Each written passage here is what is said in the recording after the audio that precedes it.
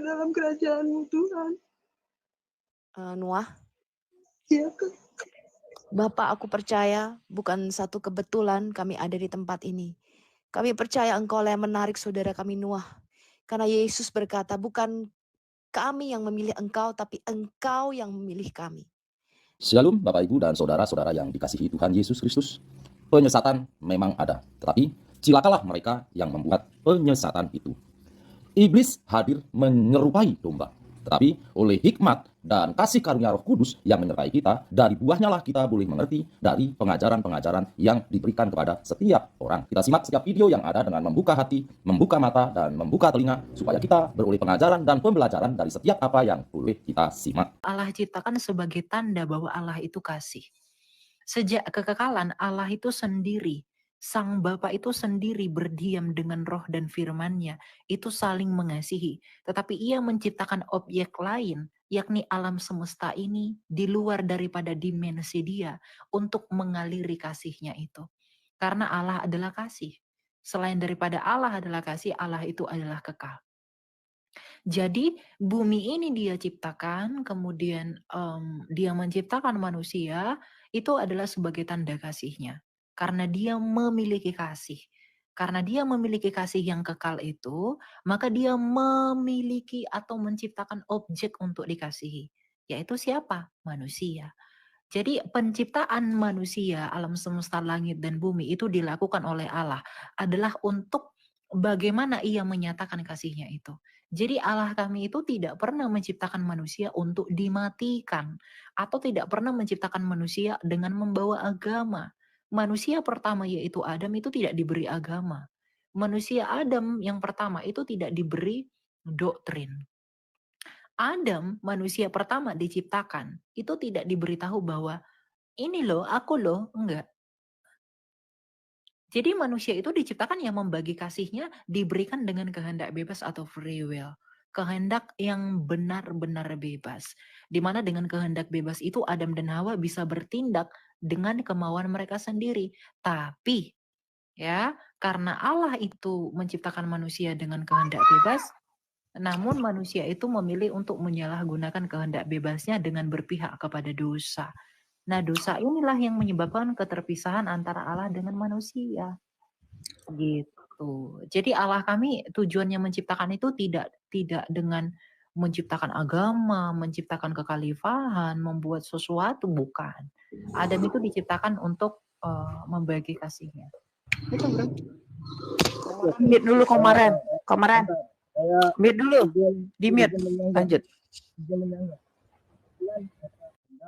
Mengenai Tuhan Anda sendiri, bahwasanya Tuhan Anda tuh menciptakan agar Suaranya digedein Pak, kecil Pak. Digedein Pak, kecil. Oke. Langsung saja saya begini aja. Jadi nggak perlu banyak ribet pertanyaan dari saya. Nah, jadi gini. Jadi kan Anda bilang Tuhan Anda tuh seperti itu. Oke, saya pahami apa makna dari kata Anda. Jadi gini, saya ini sedikit ada hal yang kekecewaan terhadap, ya paham sendiri Anda mengatakan bahwa sesungguhnya Nabi kami ini, yang Anda katakan saya lihat di komen itu sangat terpukau lah, sangat terkenal lah di hati kami, sehingga kami ini banyak hal yang tak menerima di hati setiap Islam. Jadi langsung to the point, apa maksud Bapak? Oke, to the point. Maksud Anda seperti itu, mengapa mengatakan Nabi kami seperti itu? Tunjukkan buktinya, satu aja. Buktinya ya saya mengatakan atau menyebutkan nabimu sebagai apa? Yang saya baca. Enggak, tunjukkan sekarang buktinya ke saya. Kamu jangan fitnah saya. Tunjukkan. Oke, nanti saya DM ke kamu aja. Iya, kalau tidak ada, kamu bertanggung jawab enggak dengan ucapanmu ini? Bukan, kamu sudah merusak nama saya di sini. Saya tidak merusak, saya hanya membawa Anda, hanya ingin membawa saya ke mana? saja. Saya tidak merusak Anda, saya tidak merusak nama Anda. Saya hanya minta bukan penjelasan, kayak bukti apakah ini benar atau enggak gitu. Saya nih manusia yang penuh penasaran. Iya, makanya kalau kamu mau mendakwa saya, bawa sekarang ke hadapan saya buktinya. Sekarang juga. Kamu open cam, tunjukkan di mana saya menyatakan itu. Cepat. Sekarang saya mau. Ini di hadapan 784 orang. Kamu jangan sembarang ngomong. Ya, aman. Saya Iya. nggak sembarang ngomong. Cepat. Jadi kamu jadi orang itu jangan mau digoreng sama orang yang nggak belajar. Ini dia keluar atau gimana? Turun sendiri, nggak ada dikeluarin. Mental koneksi kali. Buktikan aja saya. Nggak ada di kick ya. Lanjut. Enggak, biar aja.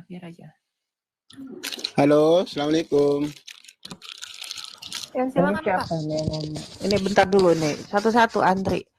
Ya. Aku mau nanya aja. Komaran antri. Kalau nggak antri turun. Bukan kamu yang ini. Banyak nih duluan naik dari kamu tadi. Oh Bentar iya. dulu ya.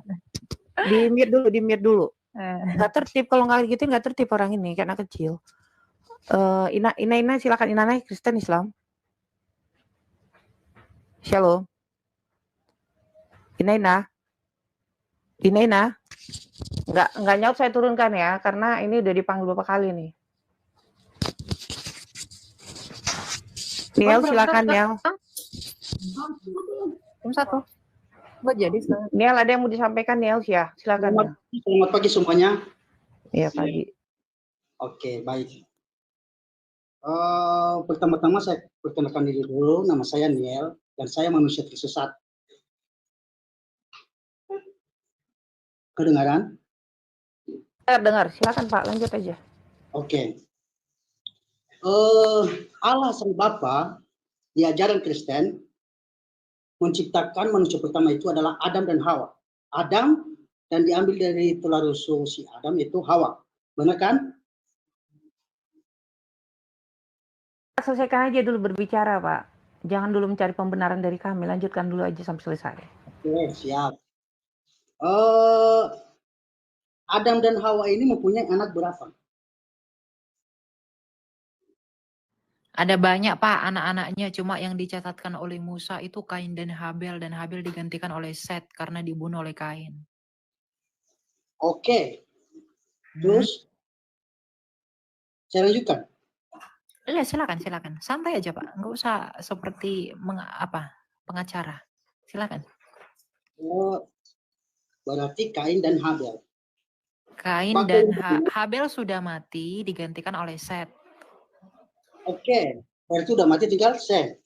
Oke, iya betul. Bagaimana manusia bisa hidup di dunia ini sedangkan yang ada cuma 3 orang, Adam dan Hawa dan Baca anaknya dulu, baca dulu Kejadian 5 bahwa Adam memperanakan anak laki-laki dan anak-anak perempuan. Kejadian 5 ayat berapa? Baca aja semua. Bentar ya. Ya bentar. Oh enggak, kan saya nanya. Iya. Sabar dulu Bapak. Adam dan Hawa di Alkitab kami itu anaknya banyak, tapi tidak semuanya dicatat sama Musa. Hanya yang penting-penting aja, karena Alkitab bukan buku sensus. Baca Kejadian 5, Pak. Adam dan Hawa memperanakan banyak anak laki-laki dan perempuan. Ini dibaca nih. Dibaca nggak nih? Udah. Lanjut. Udah kan ya Pak itu? Oke. Ya, kita kan di sini cuma cari tahu ya kan. Iya, ada. Jadi Adam dan Hawa itu awal yang dicatatkan oleh Musa ya, yaitu Kain dan Habel. Tapi Habel ini kemudian digantikan posisinya oleh Set karena karena Habel itu telah mati dibunuh oleh Kain. Nah, kemudian Set ini menikah dengan anak-anak perempuan Adam lainnya. Kain menikah dengan Naamah. Naamah itu adalah perempuan yang sangat cantik di Alkitab. Nah, kemudian anak-anaknya Kain dari Naamah dan anak-anaknya Set itu kawin campur. Kemudian lahirlah anak-anak Nefilim. Nefilim itu adalah anak-anak yang jatuh dalam dosa. Jadi semuanya jadi bercampur baur. Nah, karena Tuhan melihat semuanya itu telah berdosa, maka datanglah air bah menyisakan Nuh. Nah, Nuh ini kemudian memiliki 3 anak. Aduh, diam dulu sih Bapak. Kemudian Nuh ini punya 3 anak ya. Ada Sem, ada Ham, ada Yafet. Nah, Sem ini memperanakkan, Sem, Ham, dan Yafet ini kemudian menggenealogikan bangsa-bangsa. Sem itu untuk orang-orang Timur Tengah, Ham itu untuk orang Mesir dan Afrika, Yafet itu untuk orang-orang Asia dan Eropa. Hanya Alkitab satu-satunya di dunia, kitab suci yang berbicara tentang genealogi bangsa-bangsa.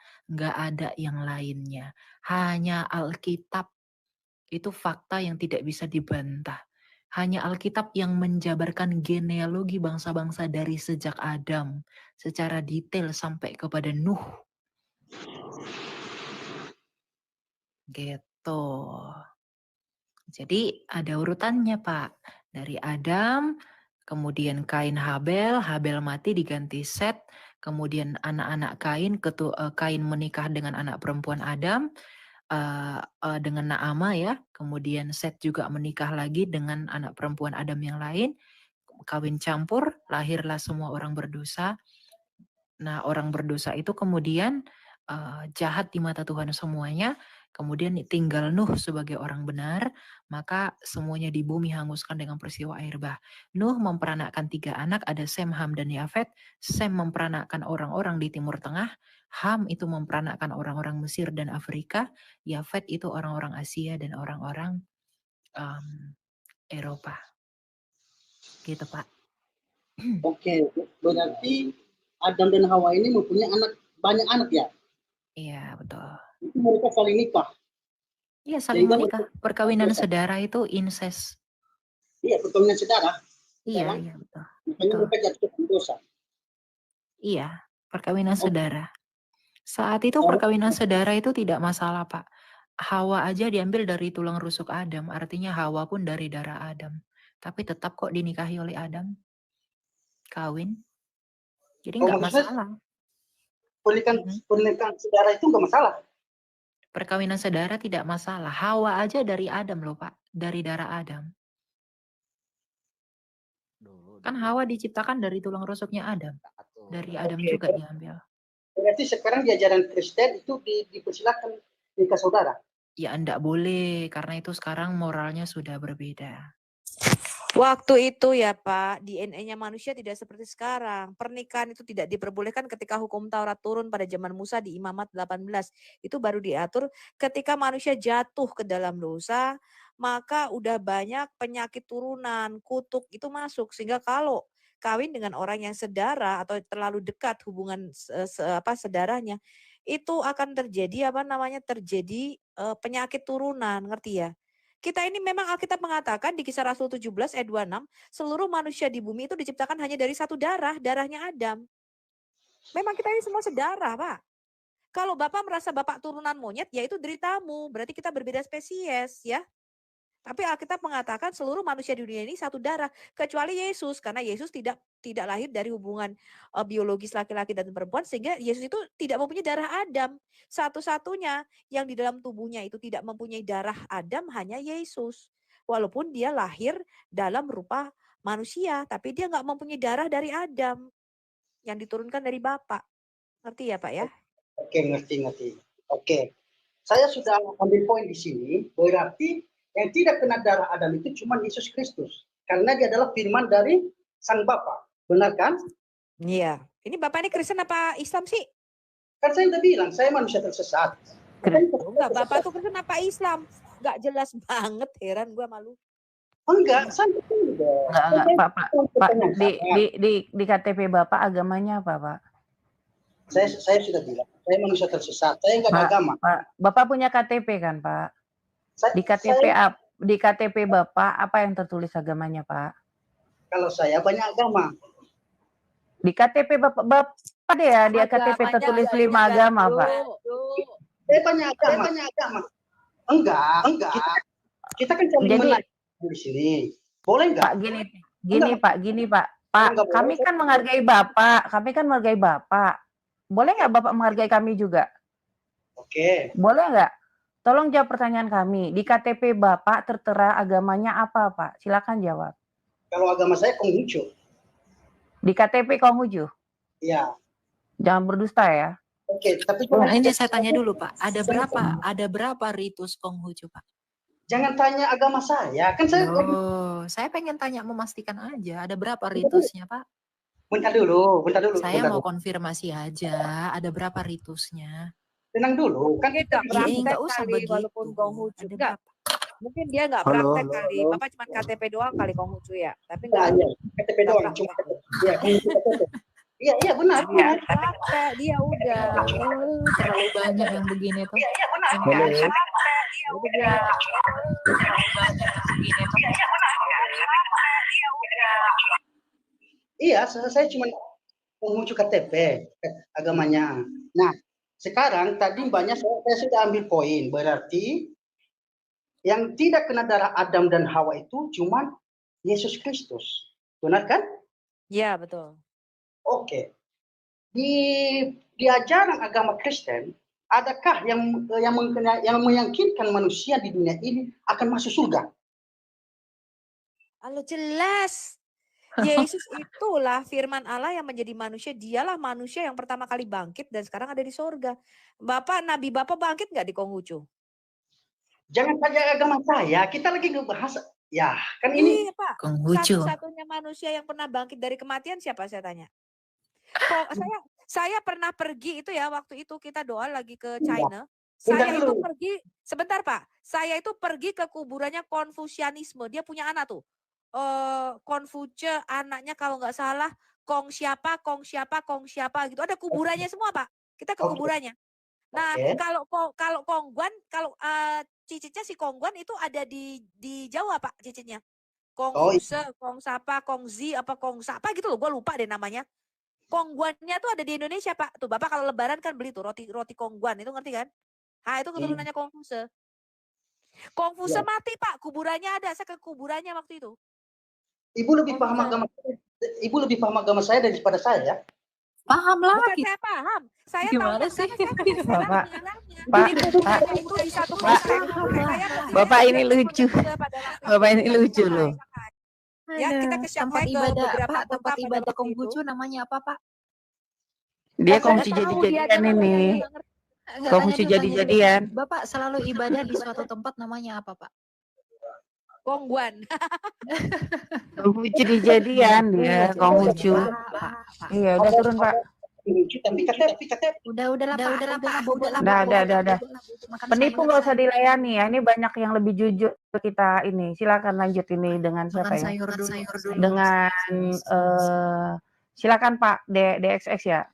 Pak DXX Islam Kristen Pak. Dax. Boleh bertanya nggak? Bapak Islam Kristen Pak. Saya Islam. Silakan.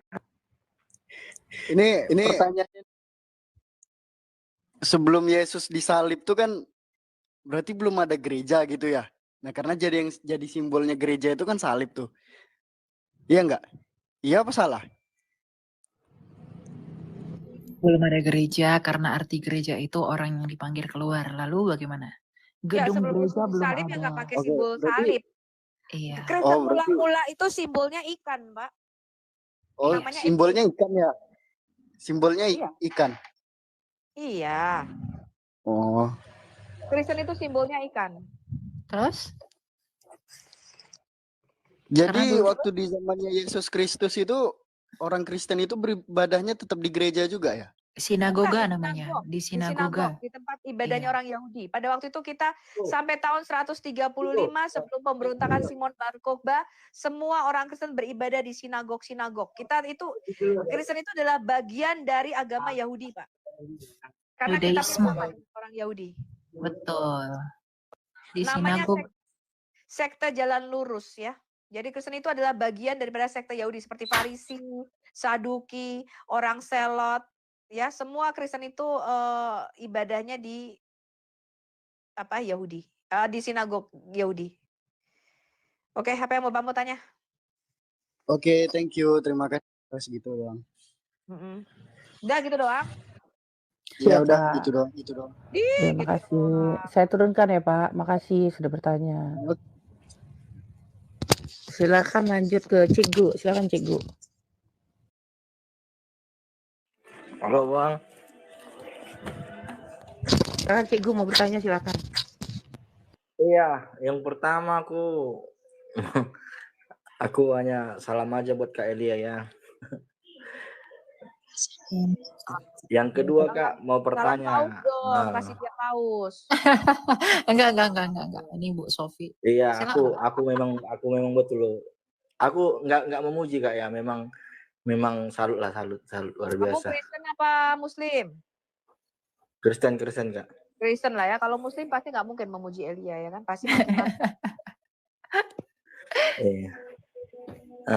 Jadi gini Kak Elia, aku mau bertanya yang di podcast kemarin kan. Itu Kak sama nggak? Maksudnya gini loh, kan kemarin Kakak bilang sempat ada tentang Isa dan Yesus itu Kak. Maksudnya memang pohon kurma pada saat itu nggak ada gitu Kak di daerah itu? Nggak ada. Ya, nggak Di ada. Yeriko. Pohon kurma itu di daerah Yeriko, nggak di dataran tinggi. Bukan, mana ada pohon kurma di Migdal Eder itu? Ya bukan adanya di Yeriko pohon kurmanya. Iya, di Yeriko yang ada, bukan di Migdal Eder. Aku kan bilang di Migdal Eder, Bethlehem Efrata. Tempat kelahiran Yesus itu di Bethlehem, di kandang domba yang berupa gua, yang dituliskan oleh Bapak Gereja Eusebius. Itu dicatatkan loh Pak sejarahnya. Iya Pak. Iya. Oke Kak. Iya. Itu aja Nggak mau apa-apa ya. bertanya. Iya. Antri ya Una ini. Saya turunkan lagi ya. Iya. Jadi Lanjut salam sekali lagi buat Kak Elia ya, semangat Kak ya, Oke, Tuhan memberkati Kak. salam, semangat ya Pak ya, shalom. tetap saling mendoakan. Iya, tetap semangat. Silakan Pak Nuah. Pak Nuah, shalom. Ada yang ditanyakan Pak Nuah? Selamat siang. Oh ya cewek ya. Iya Kak. Aku Silakan mau Kak. nanya. Aku Kristen dari kecil, terus udah 3 tahun ini aku mualaf Kak. 3 tahun ini mualaf, kebotolan apa lagi kah yang kau ikuti ini? Terus aku mau nanya, aku udah mulai mau mengikuti Yesus, apakah kalimat syahadat yang aku ucapkan itu masih berkuasa atas diri aku, Kak? Lu harus dibaptis 5 menit dalam air. Oh, jadi aku harus dibaptis lagi, Kak? Ya, kalau aku jadi pendetamu, gua baptis, gua celupin lu 10 menit. Sejam lah Bu, minimal sejam. Minimal. 10 menit gua. Kebotolan apa yang menyebabkan kau coba ceritakan sama bundamu ini, Sofia? Karena aku pacaran sama non-muslim. Pacaran lagi? Ini kebanyakan pacaran-pacaran ya, Fit ya? Ampun, kamu ya. Kamu ya, gara-gara itu apa namanya burung dalam sarung, kau tinggalkan Tuhan Yesus? Hah? Iya, kesalahan aku. Bucin-bucin nggak jelas nih Bu. Sekarang kamu masih sama orang itu? Masih. Aduh. Kamu tinggalkan, nggak ada situ kehidupan yang kekal. Apa sih yang kamu cari di dunia ini? Hidup cuma berapa lama sih hidup ini? Dan sekejap kaca metong. Iya kan? Ntar kamu dipoligami, baru deh. Ini ya orang-orangnya nanti dari poligami disakiti baru nanti Iya. Oh, sekarang, jadi apa yang membuat kamu mau kembali sama Tuhan Yesus? Karena aku ngerasa setelah jujur aku nggak ngejelekin ya, tapi selama aku belajar tentang ya Islam, ya aku lebih nyaman sama Tuhan. Lebih hati aku ternyata cuman bisa nerima Tuhan aja, Kak. Apa yang kau pelajari tentang Islam? Sholat 5 waktu. Enggak, maksud aku apa yang membuat kamu nggak nyaman ketika kamu belajar Islam? Karena kan ini Kak suami aku bilang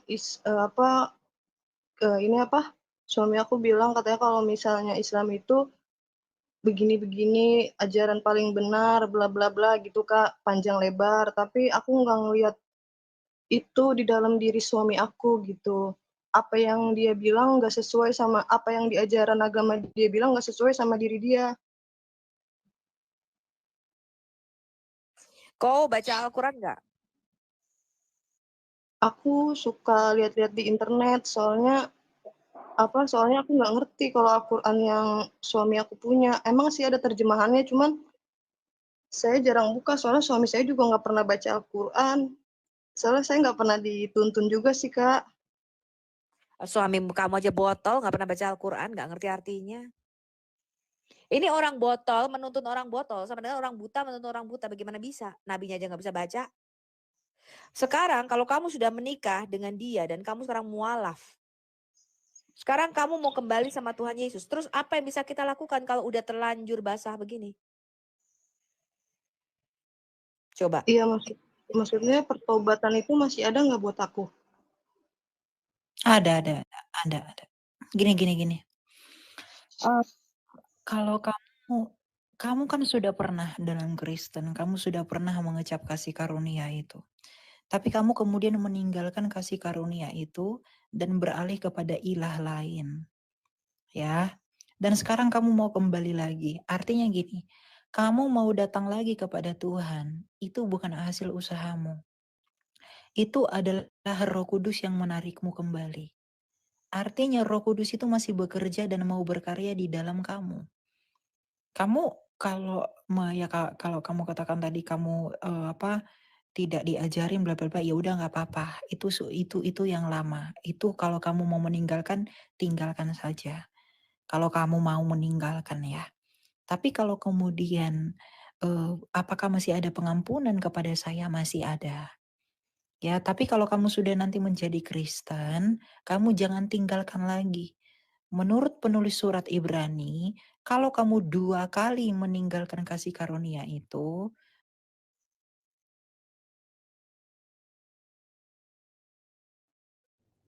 gitu ya. Nah, Hilang suaramu. Tadi suaranya hilang. Ini ada nggak suaranya? Udah ada.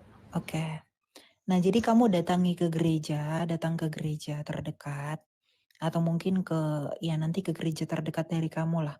Nanti kamu minta untuk dibimbing. Tapi gini Noah, kamu harus belajar dulu mengenai imanmu. Ya, kamu belajar dulu iman kekristenan itu. Kamu bisa keluar dari kekristenan itu karena kamu tidak mengerti tentang imanmu. Kamu belum membentuk cintamu kepada Tuhan. Kamu belum tahu siapa itu Yesus, makanya dengan mudah kamu meninggalkannya. Seandainya kamu tahu betapa besarnya kasih Allah di dalam pribadi Kristus, kamu tidak akan mungkin mau meninggalkannya. Coba lihat para rasul. Mereka rela martir demi mempertahankan imannya. Coba lihat para murid. Coba lihat bapak-bapak gereja. Mereka rela mati demi mempertahankan imannya. Mereka tidak mau menyangkal Yesus hanya untuk imannya. Karena mereka tahu apa yang mereka imani dengan persis. Kamu pun harus begitu. Jadi kalau kamu memang sungguh-sungguh mau kembali kepada Allah, Tuhan masih membuka ampun. Kamu datang dan ingin tergerak kembali kepada Allah. Itu menjadi tanda bahwa kamu itu masih ada pengampunan. Gitu loh. Kamu masih memiliki pengampunan. Itu menjadi tanda bahwa Allah masih mengampuni kamu. Hatimu tergerak itu bukan hasil usahamu. Itu pekerjaan dan karya Tuhan. Artinya Tuhan rindu kamu kembali kepada Dia. Artinya Tuhan mau kamu kembali lagi kepada hadirat-Nya.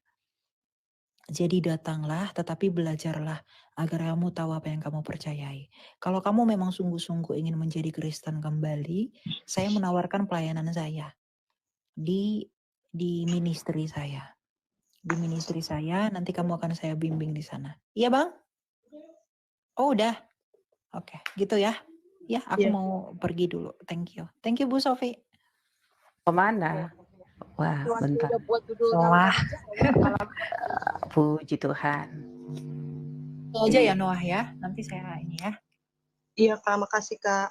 Oke, semangat selalu ya. Ini jangan dimarahin anaknya Bu Sofi, kasihan. Belum sentak Bu Sofi. Aduh, lanjut. Iya, sekarang yang harus kamu lakukan adalah kamu harus kembali membaca Alkitab. Ya, mau apa namanya nih? Nuah.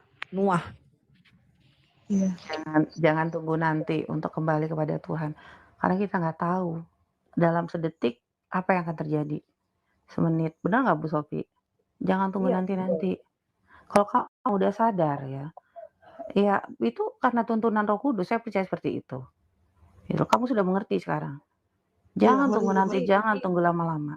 Iya, Kak, aku kalau mau nanya. kita sudah anak Tuhan itu pasti di hati kita tuh ada Roh Kudus pasti bekerja, Noah, ngerti nggak? Akan menarik kamu kembali.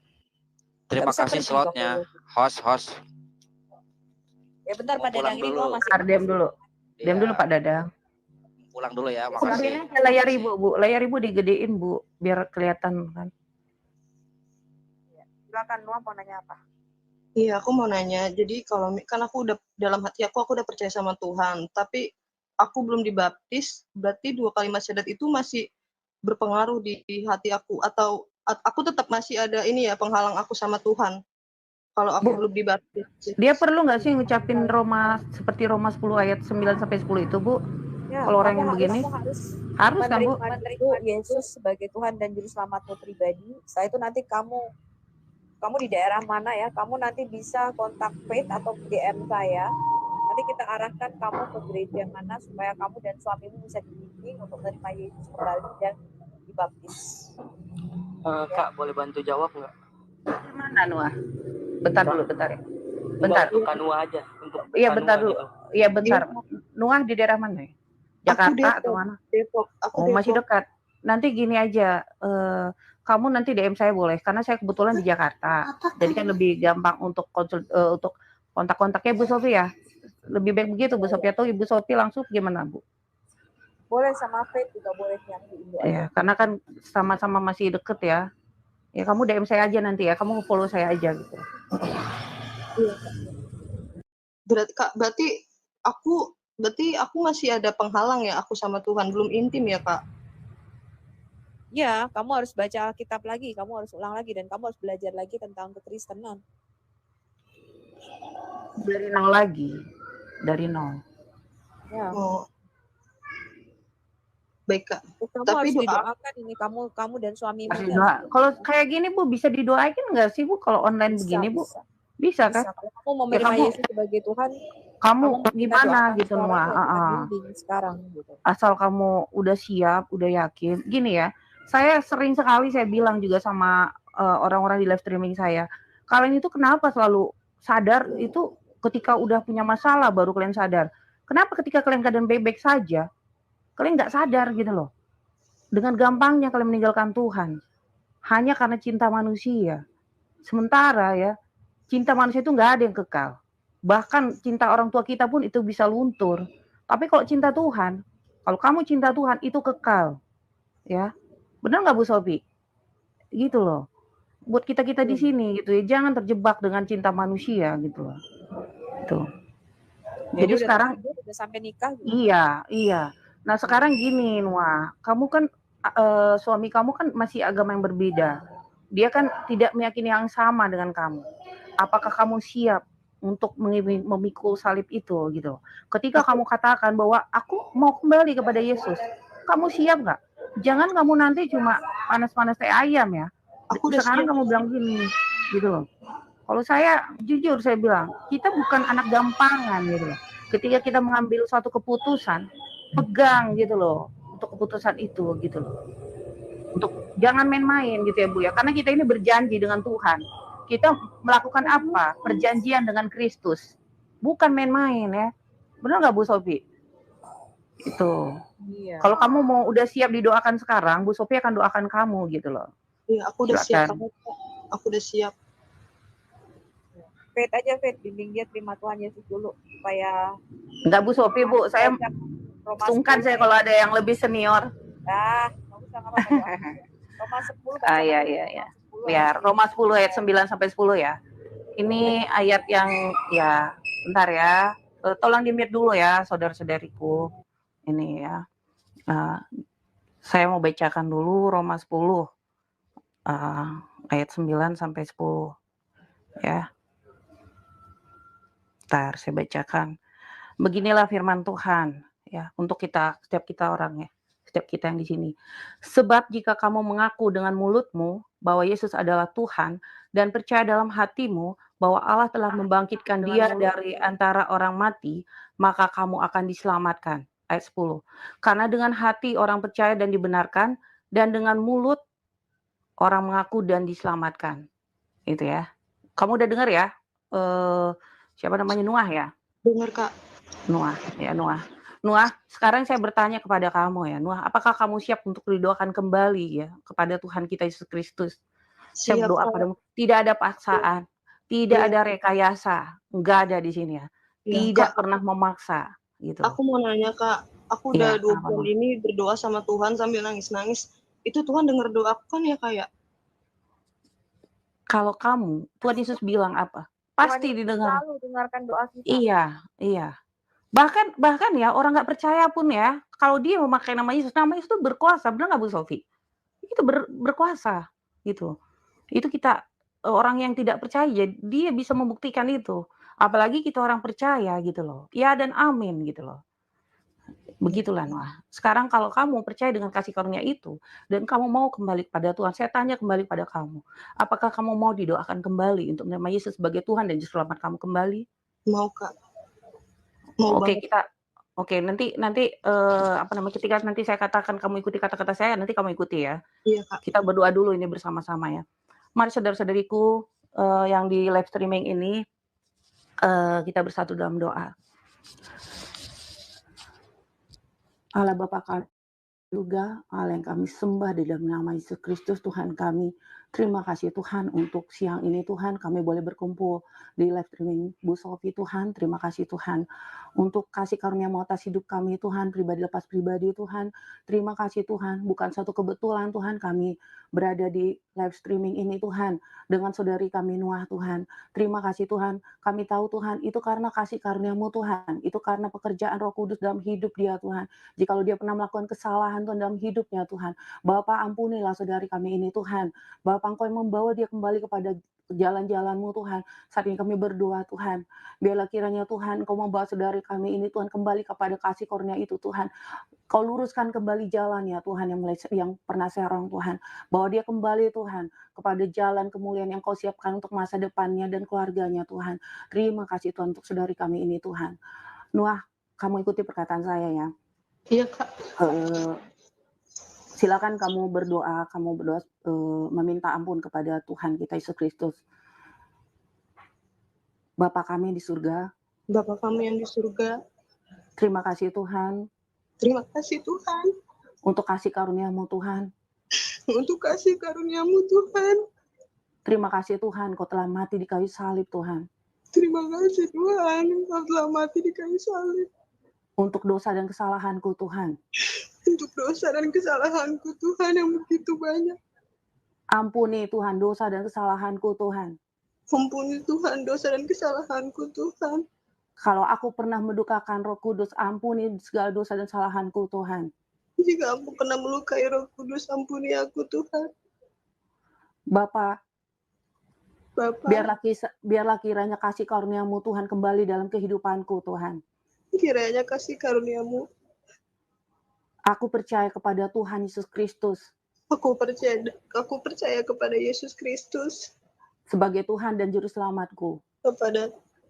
Sebagai Tuhan dan Juru Selamatku. Aku percaya kepada Tuhan Yesus yang telah mati dan bangkit dan naik ke surga. Aku percaya kepada Tuhan yang mati dan bangkit. Aku percaya kepada Roh Kudus yang selalu menyertai orang-orang percaya. Aku selalu percaya kepada Roh Kudus yang selalu menyertai orang-orang percaya. Datanglah Tuhan dalam kehidupanku. Datanglah Tuhan dalam kehidupanku Tuhan. Inilah jalanku. Dan jalanku. Terima kasih Tuhan. Terima kasih Tuhan. Karena aku telah masuk dalam rencana kerajaan. Karena aku sudah dalam kerajaan-Mu Tuhan. Oke, di fade kayaknya di ini ya. Baik, aku mau doakan kamu dan suamimu ya, Nuah. Iya, Kak. Bapak, aku percaya bukan satu kebetulan kami ada di tempat ini. Kami percaya Engkau yang menarik saudara kami Nuah. Karena Yesus berkata, bukan kami yang memilih Engkau, tapi Engkau yang memilih kami. Kami adalah orang-orang yang Kau pilih dan Kau tetapkan untuk menjadi serupa dengan gambaran anak-Mu Tuhan kami Yesus Kristus. Bapa, aku berdoa untuk saudaraku Noah dan suaminya. Tuhan, aku percaya ada rencana Tuhan yang dahsyat atas kehidupan mereka berdua. Aku percaya Tuhan, Engkau menarik mereka kembali ke dalam jalan-Mu yang benar. Aku percaya rencana Tuhan tidak pernah gagal. Aku berkati mereka berdua. Aku berdoa saat ini Tuhan, Kau berikan jalan bagi Noah dan suaminya untuk bisa digembalakan di tempat yang tepat. Supaya mereka bisa bergereja di tempat di mana mereka bisa dibimbing untuk bertumbuh bersama dan berakar kuat di dalam ajaran-Mu ya Tuhan Yesus. Dan jangan biarkan mereka berdua terlepas dari ajaran-Mu Tuhan, dari rencana-Mu atas hidup mereka. Pakai keluarga ini, Noah dan suaminya Tuhan. Dan hamba-Mu memberkati mereka berdua. Pakai mereka Tuhan menjadi anak-anak-Mu, menjadi terang bagi keluarga mereka, menjadi kesaksian. Pakai mereka dua menjadi sesuatu yang dahsyat di hadapan-Mu. Aku percaya rencana-Mu tidak pernah gagal. Sama seperti Engkau dulu telah memanggil aku ya Tuhan. Hamba-Mu yang penuh dengan dosa ini. Yang begitu besar dosa kami di hadapan-Mu. Dan kami tidak tahu mau kemana kami melangkah. Tapi Engkau memilih kami. Engkau memilih kami menjadi anak-anak-Mu. Begitu besar kasih-Mu akan kami Tuhan. Sehingga kami boleh Kau panggil menjadi anak-anak-Mu. Boleh mengambil bagian dalam kodrat ilahi yang Kau tentukan bagi kami. Dan aku percaya Noah dan suaminya akan menemukan gereja yang tepat. Akan menemukan gembala yang tepat. Yang akan membimbing mereka. Untuk mereka lebih percaya dan lebih mendalami firman-Mu. Supaya mereka berdua hidupnya bisa jadi kesaksian. Bisa jadi keluarga yang benar-benar mencerminkan Kristus di dalamnya. Dan aku memberkati mereka berdua, Noah dan suaminya, serta keturunan-keturunan mereka. Sebab Engkau punya rencana atas anak-anak mereka, Tuhan. Engkau berkata bahwa biarlah mereka menjadi pasangan yang sepadan. Gelap tidak bisa bersatu dengan terang. Dan yang Kau inginkan adalah keturunan-keturunan ilahi. Karena itu aku memberkati Noah suaminya, serta keturunan mereka menjadi keturunan ilahi. Menjadi keluarga yang mencerminkan kemuliaan-Mu. Terima kasih Bapa. Aku percaya tidak ada yang sia-sia. Aku percaya doa kami selalu Kau jawab. Dan kami menaikkan semua doa dan pujian dan syukur kami hanya kepadamu. Di dalam nama anak-Mu yang tunggal, Tuhan kami Yesus Kristus. Haleluya. Amin. Noah, ini nanti kamu follow Faith ya. Nanti supaya Faith bisa mengarahkan kamu. Ya, supaya kamu bisa digembalakan. Kalau enggak nanti kita bisa ada gereja sendiri ke Murtadin, gereja Murtadin Faith. Nanti aku kasih kamu. Nanti ya Bu, nanti Ibu kontak ke saya aja ya Bu ya. Nanti saya kan bisa arahkan kemana gitu kalau Ya, di sini kan lebih gampang. Iya, Bu. Oke, Noah. Iya, Kak. Follow up Noah. aku. Kamu bisa DM aku juga. Oh ya, kamu udah follow ya. Aku follow back ya. Iya, Kak. Oke, Faith. Nah, Noah, ini saya mau bacakan satu ayat firman Tuhan ya yang selalu menguatkan saya gitu. Ini janji firman Tuhan. Setiap saya mengalami masalah ataupun ketika iman saya mulai goyah, saya selalu baca ayat ini ya. Ayat yang selalu meneguhkan saya di Yesaya, bentar ya. Taruh, saya buka dulu ya. Yesaya 41 ayat taruh ayat 10. Bentar. Nih ya, Yesaya 41 ayat 10, saya bacakan ya. Janganlah takut, sebab aku menyertai engkau. Janganlah bimbang, sebab aku ini Allahmu. Aku akan meneguhkan, bahkan akan menolong engkau. Aku akan memegang engkau dengan tangan kananku yang membawa kemenangan. Amin. Firman Tuhan ini akan terjadi dalam kehidupan kamu, Noah gitu. Tuhan tidak menjanjikan hidup kita akan gampang, enggak. Tapi yang Tuhan janjikan adalah bahwa Dia selalu menyertai kita. Dia selalu menolong kita. Ya, Dia selalu meneguhkan kita, Dia selalu menguatkan kita dan memegang tangan kita. Dan jangan pernah lepaskan lagi tangan Tuhan ya. Jangan pernah itu. Ingat firman Tuhan ini ya. Kamu catat Noah ya. Nanti ini bisa nanti suatu saat kamu mungkin mulai ragu, kamu baca firman ini. Baca terus gitu. Belajar, coba kamu kembali lagi membaca firman Tuhan, dengarkan lagu-lagu pujian. Ya, dan nanti saya coba kontak kamu nanti ya, mengenai nanti kamu harus bergereja gitu. Ya. Iya, Oke, Kak. Bu Sofi. Iya. Ya, terima kasih ya teman-teman, terus kita dukung dan doakan saudari kita Noah gitu ya. Karena dia pun mulai lagi kekristenan, iman Kristennya, iman dia dalam Kristus. Kita dukung saudari kita ini agar tetap teguh di dalam Tuhan ya. Dan terus doakan juga untuk suami kamu Noah gitu loh. Karena firman Tuhan bilang apa? Jika satu orang percaya maka seluruh isi keluarganya diselamatkan. Ya dan amin firman Tuhan. Gitu. Iya, iya. Tapi iya. Tapi aku menyimpan dendam buat suami aku. Ampuni. Ampuni. Iya, ampuni. Karena Tuhan Yesus sudah mengampuni dosa dan kesalahan kamu. Kamu harus mengampuni dia. Ya. Minta Tuhan untuk menguatkan kamu. Minta Roh Kudus untuk melembutkan hati kamu, berdoa. Berdoa enggak apa-apa kalau kamu menangis. Ya, kamu berdoa untuk suami kamu. Berdoa. Enggak apa-apa, berdoa. Kamu lepaskan, kalau kamu menangis silahkan, kamu berdoa kepada Tuhan, berseru kepada Tuhan. Enggak ada yang bisa mengubahkan keadaan, hanya doa. Ya, hanya doa. Gitu. Ya, belajar untuk mengampuni. Saya pun sampai sekarang saya belajar untuk hal itu. Gitu loh. Tapi kita harus belajar seperti yang Tuhan Yesus lakukan. Kenapa kita harus mengampuni orang yang bersalah kepada kita? Karena Tuhan Yesus sudah terlebih dahulu mengampuni kita. Kalau kamu tidak mau mengampuni orang yang bersalah kepada kamu, maka kamu tidak akan layak untuk masuk surga. Benar nggak Bu Sofi? Tidak akan. Itu loh. Iya, kamu belajar untuk, kamu doakan lah suami kamu doakan. Nggak ada yang mustahil. Kamu doakan. Ya. Betul. Silakan Pak Kafir mau menanggapi, mau menambahkan Pak Kafir untuk saudari kita ini. Ya. Pak Kafir. Ya, silakan.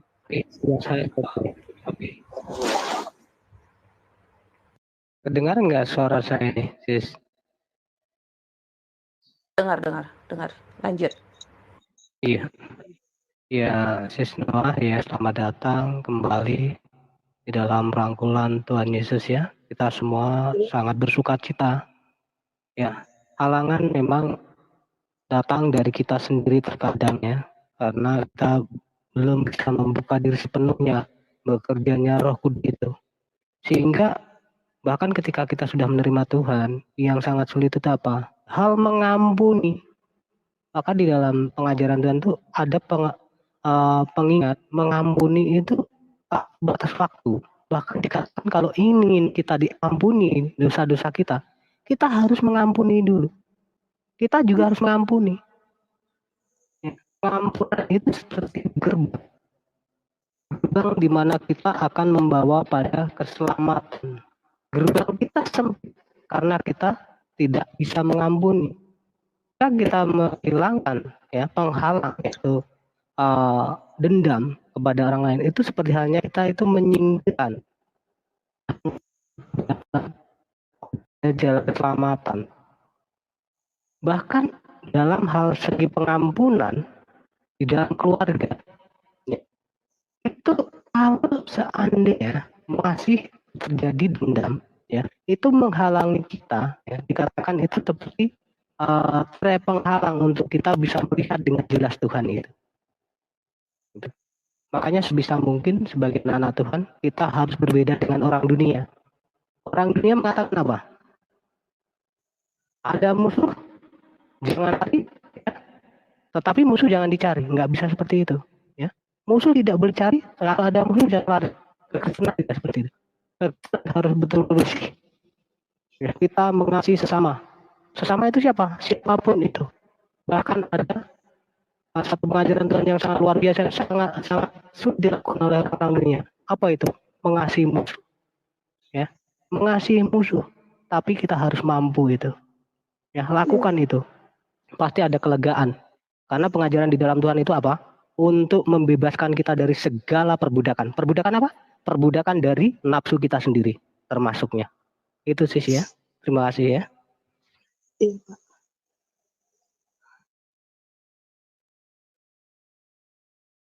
Oh, shalom. Shalom. Yang baru join shalom. Iya, jadi Mana kadun? Iya. Jadi memang nggak gampang mengampuni. Makanya saya bilang berdoalah kepada Tuhan. Menangislah kalau kamu mau menangis. Gitu. Berdoa sepuas-puasnya. Tapi ingat, besok buka lembar yang baru. Sudah kamu menangis, langsung buka lembar yang baru. Itu loh. Itu ya Noah ya. Noah masih ada nggak? Apalagi yang disampaikan nggak? Minta lagu tuh, ada yang minta lagu tuh, boleh nggak tuh? Pak Bu Sophie kan live di YouTube kadang nggak boleh nanti ini. Iya, jadi aku bingung Kak. Aku udah 3 tahun nikah, tapi kan aku nggak dinafkahin, ya kan. Tapi aku nggak mau tapi aku nggak dicerai-ceraiin. Nggak boleh, kalau kamu udah seperti itu, kamu harus sabar. Hanya dalam perzinahan saja perceraian itu diperbolehkan. Di luar itu, kamu harus terus berdoa untuk suamimu. Makanya nanti kamu harus dibimbing, harus ada yang mendampingi kamu. Ya. Aku tahu berat pasti, tapi ya itulah akibatnya karena gelap dan terang nggak bisa bersatu, Noah. Iya, jadi aku nyari duit sendiri, ngasih makan dia sendiri. Tapi gitu, aku selalu dihina-hina. Aku selalu mikir, Tuhan ini dosa aku ya karena aku ninggalin Tuhan. Aku selalu bilang gitu. Enggak, Makanya aku tetap harus ada rencana yang indah. Ya, makanya kamu harus bisa konsultasi juga sama Bu Lina. Bu Lina juga pernah mengalami hal yang sama. Tapi apa? Dia menang atas keadaan itu. Ya, Noah. Jadi jangan berpikir untuk bercerai. Kamu harus benar-benar mengakui suamimu dan memaafkan dia. Bu Sofi, sebentar. Ini nikahnya nikah Islam apa gimana? Ya, dia masuk Islam gara-gara Ya bisa dong, kalau nikah Islam tinggal minta cerai emang bisa. Langsung ke itu kan? Entar jangan dulu Bu Sophie aja. Iya. Enggak, kamu jangan menyarankan seperti itu. Ya, kecuali Noah begini. Perceraian itu bisa Alkitab dikatakan apa? Kalau kamu menikah dengan orang yang tidak sepadan, kecuali dia meninggalkan kamu, maka kamu tidak terikat lagi pernikahan dengan dia. Tapi selama dia tidak, maka dikatakan istri akan menguduskan suaminya. Iya, betul. Seperti ya? Iya. Jadi tidak bisa di luar kasus perzinahan tidak bisa bercerai, kasus apapun itu. Ayatnya loh, kalau suaminya orang nggak percaya, tapi istrinya orang percaya atau sebaliknya, itu bisa menguduskan pasangannya ya Bu ya. Saya pernah baca itu.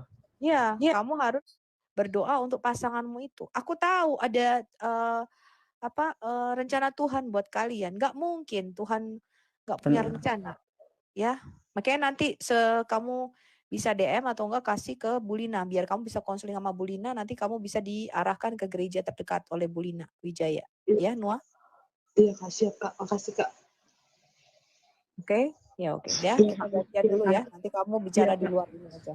Ya. Iya, nggak apa-apa saya turun. Iya Pak. Sophie ya, udah saya follow kamu. Kalau sang penggugat ini nggak bisa, ini adalah Tuhan Yesus berkati, perkawinan, tetap jangan teguh. sama sang penggugat. Sang penggugatnya aja jomblo kok mau nasihatin orang. Iya. Halo, so tau lu ah. Bisa lu. Ada gua bawaannya buat emosi lu doang. Gua datang kemana-mana ada lu ngopi gua emosi kurang asem. Oke. Apalagi kayak hari ini kita ini dulu. Dadang, silakan Dadang. Ada yang mau ditanyakan Pak Dadang? Pak Dadang kan dari tadi udah nunggu lama ini. Tadi belum tahu dia yang mau tanya. Ada, Elianya udah turun kan? Nggak ada. Astrayani. Pak Dadang nggak ada? Ya udah tunggu dia bawah aja Pak. Astrayani ini Muslim apa bukan? Ya. Saya Kristen Kak.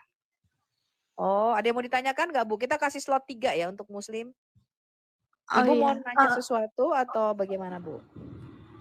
Manggil Astri aja Kak. Saya masih kuliah. Iya, gimana? Ini nggak ada beberapa hal yang Oh iya.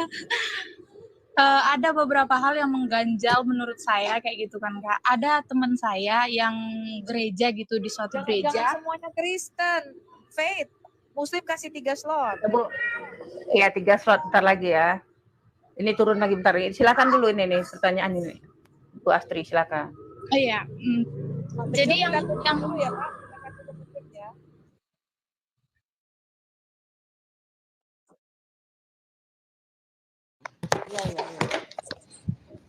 Silakan. Ini tadi apa Bu Sophie? Tadi bertobat ya Bu Sophie? Iya, tadi bertobat ya Bu Sophie. Jadi dia gini, dari Kristen dari dia murtad. masuk mualaf. Dia sekarang mau balik lagi. Ini banyak mualaf mau balik. Oke. Amin, aman. Oke. Astrid, kenapa? Yaudah, Kamu juga aku turun ya. mau balik juga kau? Enggak, Kak. Turun di atas saja. Masih ada slot 3 kok. Sebentar, Nggak usah turun. Bu Sophie, mungkin bisa diarahkan ke ini apa? Miss Esther juga bisa, Bu Sophie. Aku lebih ke Nanti. Bulina sih, karena Bulina kan Iya. juga have the same problem. Jadi biar dia belajar dari Bulina. Bulina akan lebih bisa lebih bisa mengerti perasaan Oke. seorang wanita. Aman. In Jesus name. Ya udah, aku cuma bantu doain aja lah. Iya, kamu bantu doa aja. Astrid Oke, ya. mau tanya sesuatu atau apa? Ini Kak, aku mau bertanya ini.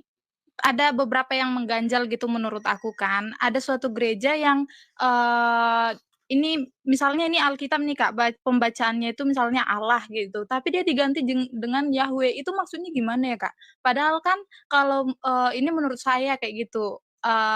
Alkitab itu tidak boleh dirubah, ditambah-tambah maupun dikurangi kayak gitu. Itu gimana ya Kak? Di dalam Alkitab kita, nama yang dituliskan itu adalah Yod-He-Vav-He. Ada, karena huruf mati semua, yang kita sebut dengan tetragrammaton atau 4 huruf suci, itu adalah nama Tuhan Allah kita. Nama Tuhan Allah kita itu bukan Allah. Nama Tuhan di dalam Alkitab adalah Yahweh, atau Yehovah, atau Yehuwah. Terserahlah ya. Boleh, ada beberapa yang mengatakan itu Yehovah atau Yehuwah. Itu nama Tuhan. Jadi bukan diganti, justru Alkitab terjemahan kita lah yang mengganti nama Tuhan Yod-He-Vav-He menjadi Tuhan. Gitu. Lalu siapa Yesus? Yesus adalah Yahweh Shua, yaitu Allah yang menyelamatkan kita, Allah yang Immanuel. Yesus itu disebut Immanuel, artinya Allah yang bersama kita atau Allah yang imanen. Allah yang imanen itu artinya Allah yang dekat, Allah yang bisa dilihat, Allah yang bisa diraba, itu imanen. Imanen itu artinya dekat, bisa dijangkau. Ya, siapa Bapa? Bapa adalah Allah yang transenden, Allah yang roh, Allah yang goib, yang tidak bisa dilihat dengan mata, yang suaranya kamu nggak pernah dengar. Itu Bapa, itu Allah. Yang orang Yahudi menyebutnya Allah yang ada di sorga. Tetapi Allah yang nusul ke bumi, yang selalu menampakkan diri kepada para nabi, itulah Sang Immanuel, yaitu Allah yang imanen, Allah yang bisa dilihat, Allah yang bisa dijangkau, Allah yang zohir. Itulah Yesus. Ya, jadi Yesus itu adalah inkarnasi daripada Yod-He-Vav-He. Sampai sini ngerti? Dialah Yod-He-Vav-He yang zohir itu. Nama Allah kita memang Yod-He-Vav-He, bukan Allah. Berarti itu kalau misalnya dirubah kan itu kan berarti dirubah nggak sih Kak? Tapi Bukan. cuma pembacaannya gitu, artinya sama gitu ya? Yang dirubah adalah terjemahan kita. Harusnya namanya tetap Yod-He-Vav-He. Nama kan nggak bisa berubah. Salin sebut itu sih sebenarnya bukan perubahan, salin sebut. Oh iya, betul ya. Kenapa menggunakan kata Tuhan di dalam Alkitab kita? Karena begini, ada sejarahnya. Alkitab Perjanjian Lama, nama Yod-He-Vav-He, Yehovah atau Yahweh, itu pernah Alkitab Perjanjian Lama itu diterjemahkan ke dalam bahasa Yunani yang kita sebut dengan Septuaginta. Itu kira-kira 2,5 abad sebelum zaman Yesus, berbahasa Yunani. Di dalam Alkitab terjemahan bahasa Yunani, Alkitab Perjanjian Lama kita semua nama Yod-He-Vav-He, karena itu nama suci, itu kadang-kadang tidak boleh disebut. Mereka menggunakan yang disebut nomina sakra, jadi namanya disembunyikan, misalnya pakai bintang. Dan nama itu diganti dengan Kyrios. Kyrios itu bahasa Yunani artinya Tuan atau Tuhan. Mister gitu loh. Ngerti nggak? Nah, karena itu di dalam Alkitab Perjanjian Baru kita, semua nama Yod-He-Vav-He itu menjadi Kyrios, menjadi Tuhan. Alkitab Indonesia menerjemahkan itu Tuhan gitu loh. Ngerti nggak? Dari situ ada sejarahnya. Tetapi di Alkitab Perjanjian Lama kita, nama Allah yang disembah itu adalah Yod-He-Vav-He. Yesus itu disebut Yod-He-Vav-He yang nusul ke bumi. Ayatnya banyak sekali, saya bisa sebutkan banyak ayat. Makanya kamu harus ikuti kelas Al-Hayat kalau kamu mau ngerti lebih dalam lagi. Mungkin nanti begini Pak Keling, kemungkinan kita akan bikin blog ya, Jack Cita juga ya, mungkin sang penggugat. Saya kepikiran ini karena banyak yang nanya, kita mungkin akan bikin seperti Sam Shamoun ya. Kayak satu blog begitu menjawab ya. Di situ ada lengkap ya pertanyaan dan jawaban-jawaban, kemudian ada buku-buku yang kita bisa. Ini suara siapa ya? Lihat dulu coba. Itu nggak boleh suara anak kecil. Lanjut. Bu Sophie, itu Agatha minta dinaikkan Bu Sophie. Ya, sebentar. Ini Kevin Muslim apa Islam, Kevin?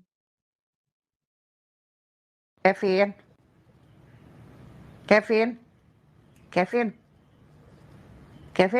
Ini orangnya nggak nyaut. Kevin, Turunin. Oke, begitu Astri? Iya Kak, boleh satu lagi pertanyaannya Kak? Ya, silakan.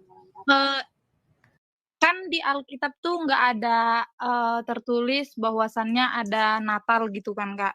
Tapi kita merayakan Natal. Dan itu dibikin di bulan 12, tepatnya tanggal 25. Kalau menurut Di Alkitab Alkitab kok bisa nggak ada Natal? Natal itu kan hari kelahiran Tuhan Yesus. Ya ada dong. Tuhan Yesus kan lahir. Nah itu Natal. Kak, ada gereja yang tidak menerapkan Natal gitu loh Kak. Ya, karena mereka terbrainwash, mereka nggak belajar sejarah. Ya. Kita itu punya hitungan, kenapa Natal itu tanggal 25 Desember, itu ada hitungannya. Kita menghitung dari malaikat Gabriel datang kepada Imam Zakaria. Pertama hitungannya begini, Astrid, singkat saja ya. Mungkin nanti saya akan keluarkan video. Saya nggak sempat tuh bikin video.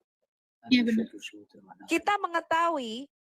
Kita mengetahui bahwa bait suci Yerusalem itu diruntuhkan tahun 70 Masehi. Kita tahu tanggalnya dengan tepat karena tercatat dalam catatan Flavius Josephus, sejarawan Yahudi. Di dalam catatan Flavius Josephus, bait suci, ya, kamu naikin Agatha dulu, Faith. Turunin satu. Ini suaminya Agatha turunin aja nih, sang penggugat nggak berguna di sini kayaknya. Ini saya Wig. Ini habis Bu Astrinya aja. Habis Bu Astri aja. Habis Bu Astri kan habis ini udah selesai nih. Nah, iya tanggung. Ngambek kan dia tuh kan nanti. Aduh, lanjut. Agatha mau naik tuh. Sang penggugat lu jangan ngambek, gua naikin juga lu ah. Ngambek dia manggil sang penggugat ke sini. Mana gak kelihatan typing coba? Nggak dari request. Kalau nggak Astri aja yang tapi tolong dijelasin yang tadi ya Kak ya. Ya, Astri turun ya, nanti kita ya tolong gimana nurunnya nggak ngerti. Ya, turunin dulu ya pakai kaki kanan ya, silakan. Kiri sampai kiri lah. Tuh Agatha mau naikin aja. Tapi di request nggak ada loh. Maaf Bu, coba ini pertanyaannya untuk umum apa enggak ya? Sebentar Pak, saya lagi mau jelasin Natal. Agatha naikin aja dulu. Bu, ini saya cari nama-nama akunnya ini di sini di typingan coba. Ibu lanjut aja dulu Bu, itu ada siapa Muhammad dan Israel ini muslim semua. Pertama cara melihatnya begini. Kita tahu dengan tepat dari catatan Flavius Josephus. Ini suaranya double ya, siapa ini ya? Tolong kalau naik di mute ya. Dari catatan Flavius Josephus, kita tahu bait suci kedua itu diruntuhkan tahun 70 Masehi. Kita tahu tanggalnya dengan tepat. Dan Flavius Josephus menulis bahwa pada waktu itu imam yang bertugas adalah golongan pertama. Jadi kalau kalian baca di kitab Tawarik, Raja Daud itu membagi 12 golongan dari imam-imam Lewi untuk tiap-tiap itu ada tugasnya. Seminggu. Kemudian ada 2 kali mereka bertugas bersama, teman-teman. Nah, aku mesti buka catatan ini. Kalian terlalu ini banget ya. Aku mesti buka catatan ini. Aku buka catatan dulu tentang Natal ya. Udah bikin sih videonya tapi belum sempat rekaman. Udah nggak ada lagi Agatha Bu. Udah nggak ada di typingan nggak ada. Undang aja dia. Itu aku nggak follow nih. Ini nih sang penggugat yang invite nih. Emang penggugat itu invite Agatha join lagi. Bentar ya, saya buka dulu tentang Natal.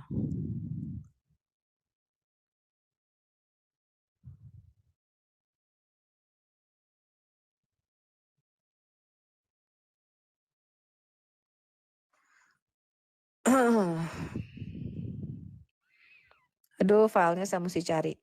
Intinya ya, dari situ kita tahu tanggalnya dengan tepat ya, kapan bait suci kedua dan yang bertugas pada waktu itu adalah rombongan pertama.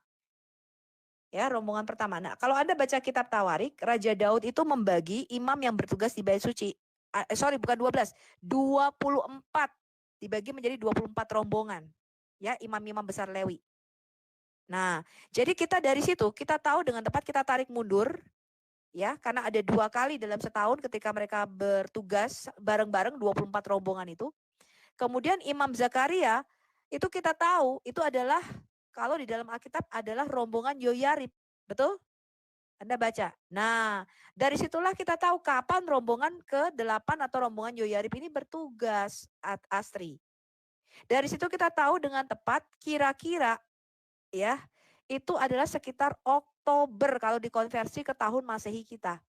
Sehingga 6 bulan kemudian, Oktober, November, Desember, Januari, Februari, Maret, kira-kira ya itu hampir sekitar September, Maret akhir, September, Oktober, maka kira-kira seperti yang dirayakan, yang dipercaya oleh gereja-gereja kuno, bahwa Gabriel itu datang kepada Maria 6 bulan setelah itu, kira-kira bulan Maret, ya. Nah, kira-kira bulan Maret, itulah dari situ kita menghitung, berarti Tuhan Yesus itu lahirnya 9 bulan kemudian, yaitu bulan Desember.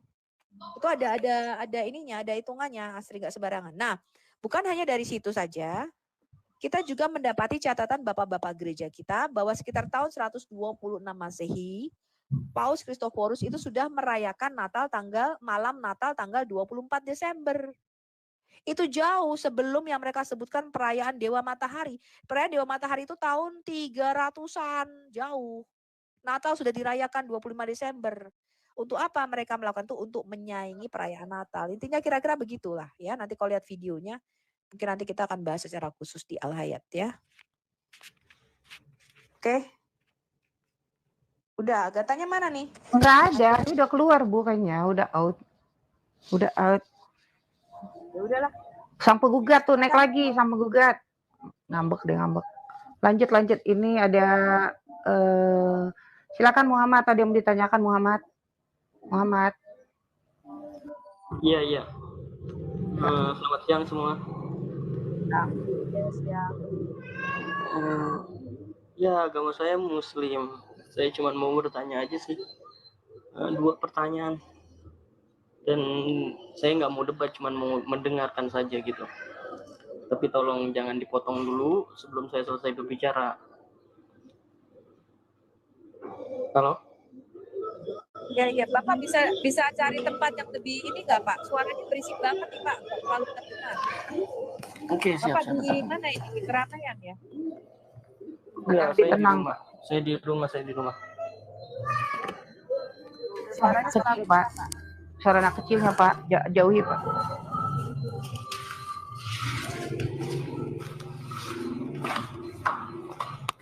Sudah terdengar jelas? Oke, Pak, lanjut.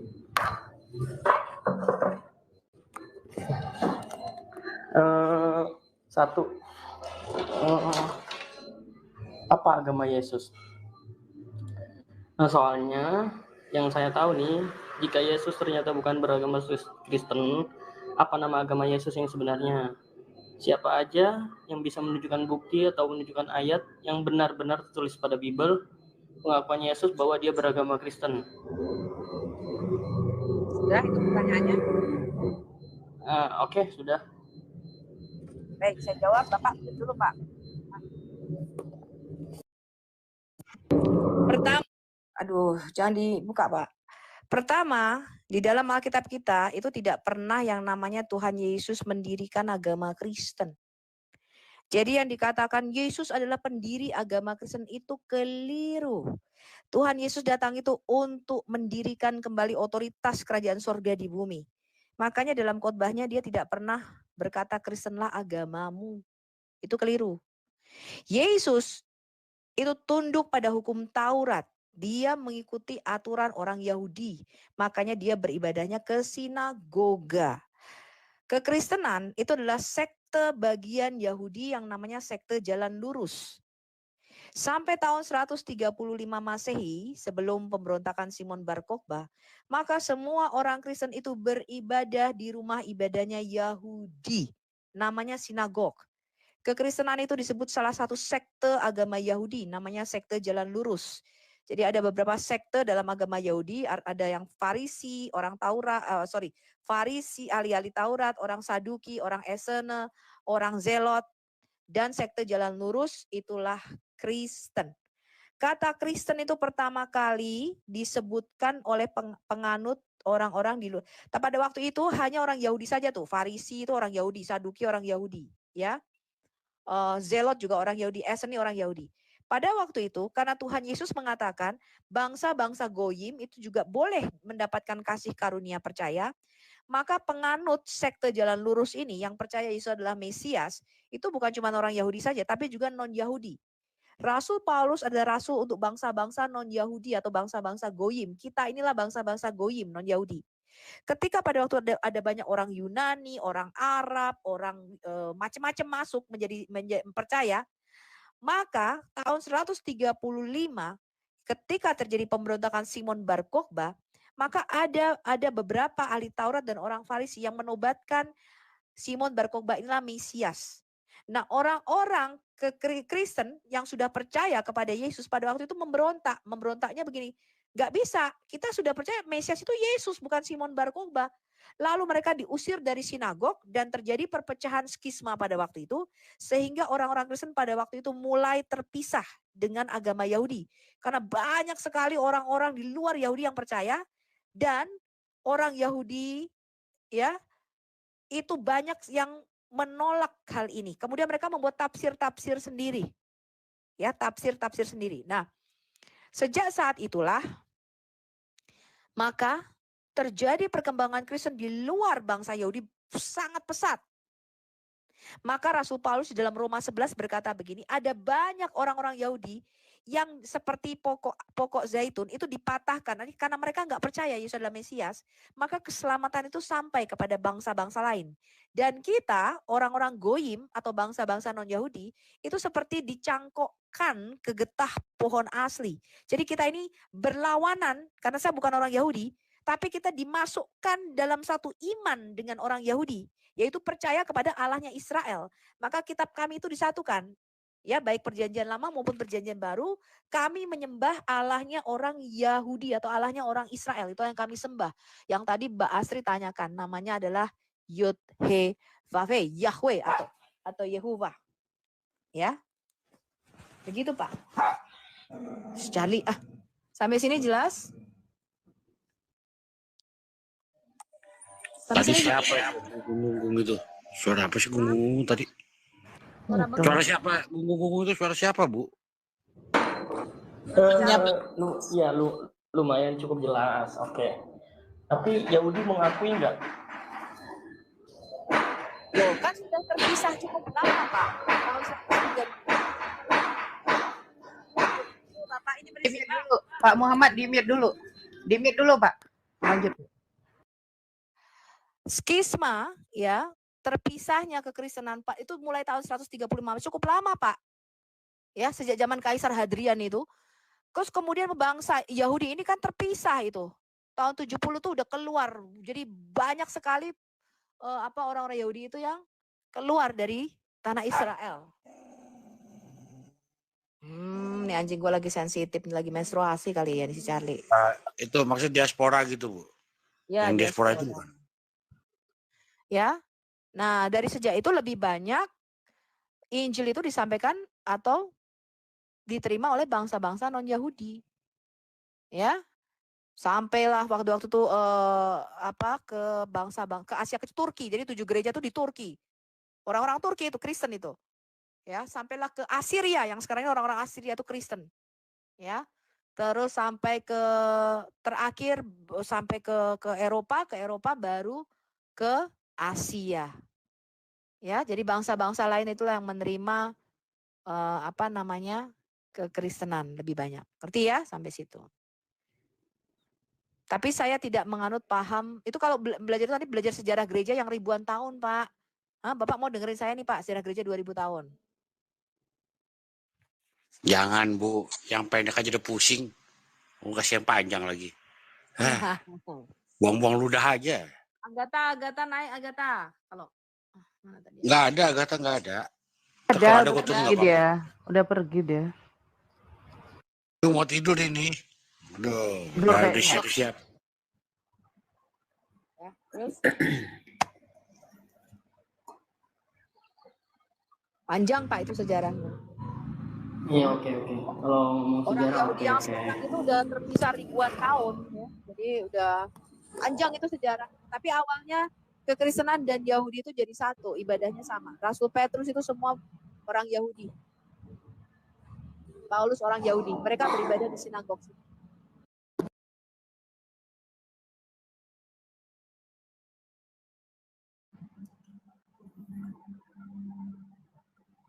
Lanjut. Udah Pak. Satu lagi. Ada lagi yang mau ditanya? Satu lagi. Karena aku Satu cuma lagi. nanya ya. Tadi bukan ini dua ya Pak ya? Tadi kan 2. Udah. Itu cuma sambungan Kak. Itu cuma sambungan doang. Kamu ini paling pinter banget loh. Ya, Itu cuma silakan. sambungan aja. Sebenarnya. Ya, silakan mau nanya apa? Yang kedua nih. Pengakuan, tolong beri mana pengakuan Yesus di Alkitab bahwa dia yang mengaku dirinya Tuhan atau sembahlah aku gitu di kitab Bible atau Perjanjian Lama atau Perjanjian Baru. Aduh. Gampang itu Pak. 1500 tahun Pak. Gak berubah ini pertanyaannya. Itu saya pertanyaan sulit loh ini Bu. Pertanyaan sulit ini kayaknya. Ya Cita aja yang jawab Bu Beca, dia Cita Bu. Sudah lama dia. Ya silakan. Enggak. Latihan ini.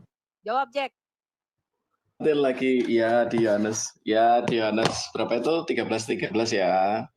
Itu kan Kamu juga jawabannya dikatakan terlalu klasik. Yesus mengatakan dirinya. Kalau gua pakai 20. Terlalu klasik loh jawabannya. Kalau gua pakai 13. Nah, udahlah biarlah lanjut silakan.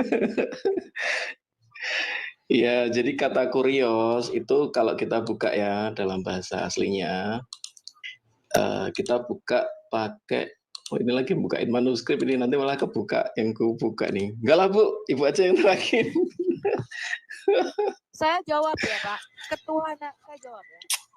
Bapak harus tahu dulu artinya Allah dan artinya Tuhan. Yesus itu bagi kami bukan cuma Tuhan, dia Allah. Makanya orang Kristen berkata, Yesus Tuhan. Maaf, saya izin turun ya. Maaf, izin. Terima kasih ya teman-teman, Tuhan berkati. Ya, oke Tuhan berkati. Nah, Tuhan berkati. Shalom. Lanjut. Ya. Istrimu dipanggil dulu ke sini tuh Agatha, coba tolong. Gat. SP. SP udah tidur jangan dia. Dia belum tidur juga. Lu kalau tidur jangan di komal gue, di komalnya Agatha aja.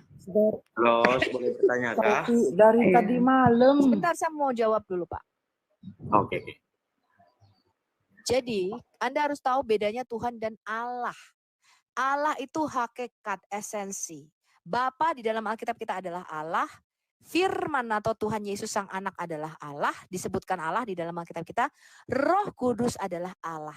Satu hakikat, 3 persona. Ya. Nah, ayatnya ada semua, Pak. Di mana Bapa disebut Allah, Sang Anak disebut Allah, Roh Kudus disebut Allah. Ya, satu itu.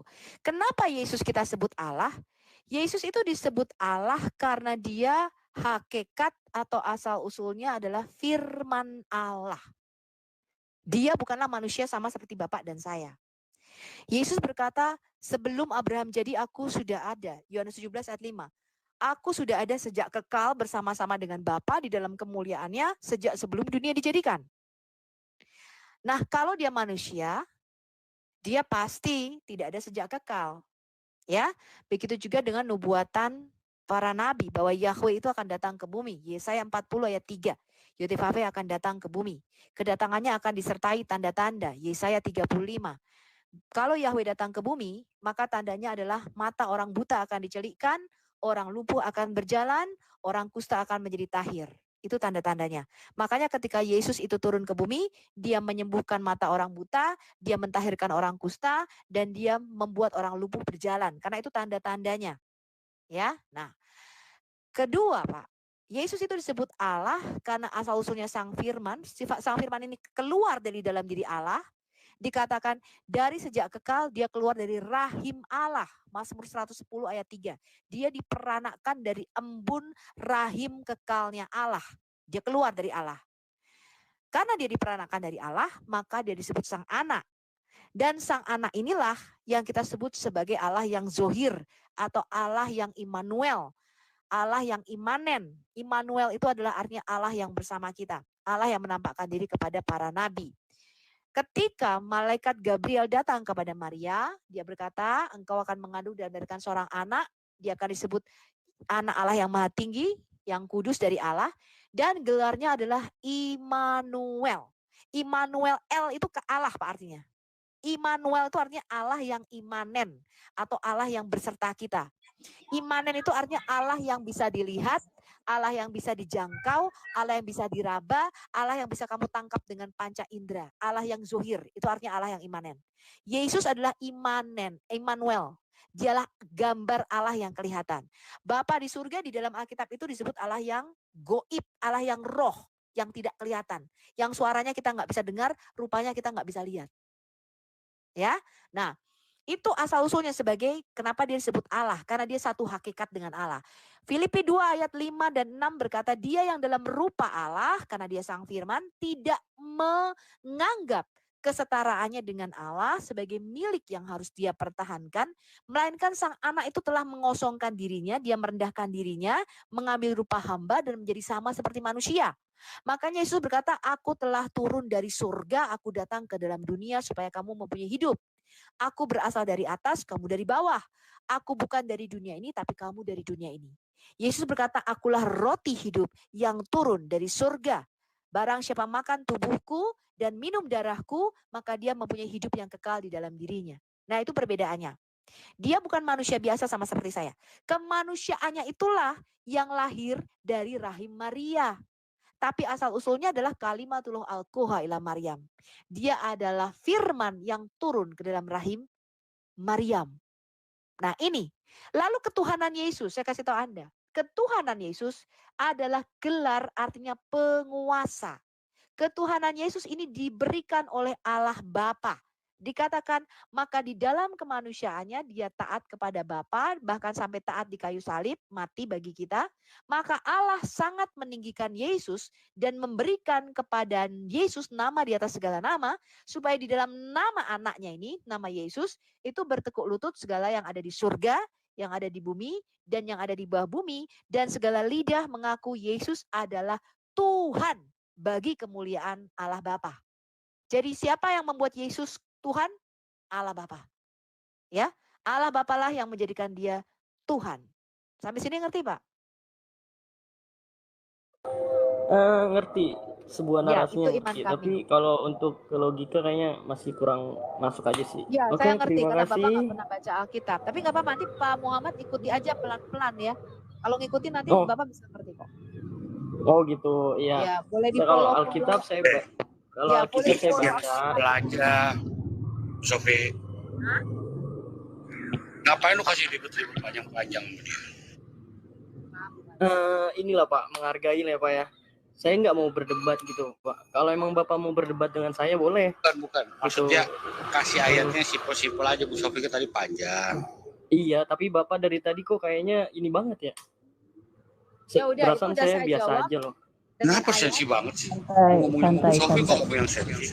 Ayo, santai. Saya nggak begitu apa ke host enggak. Dari tadi Bapak saya Jadi merendahkan. gini aja Pak Muhammad, follow aja akun saya ya. Jadi nanti kalau kita live Bapak bisa masuk dan bisa ngikutin. Jadi Bapak bisa tahu. Oh gitu. Memang ya. nggak bisa sekali dan tidak bisa dijelaskan 1 menit, 2 menit, 3 menit nggak bisa Pak. Oke. Kan Alkitab itu juga banyak, ya. Betul. Kalau saya jelaskan semua bisa jadi pengajaran berjam-jam. Tapi ini saya kasih gambaran besarnya aja.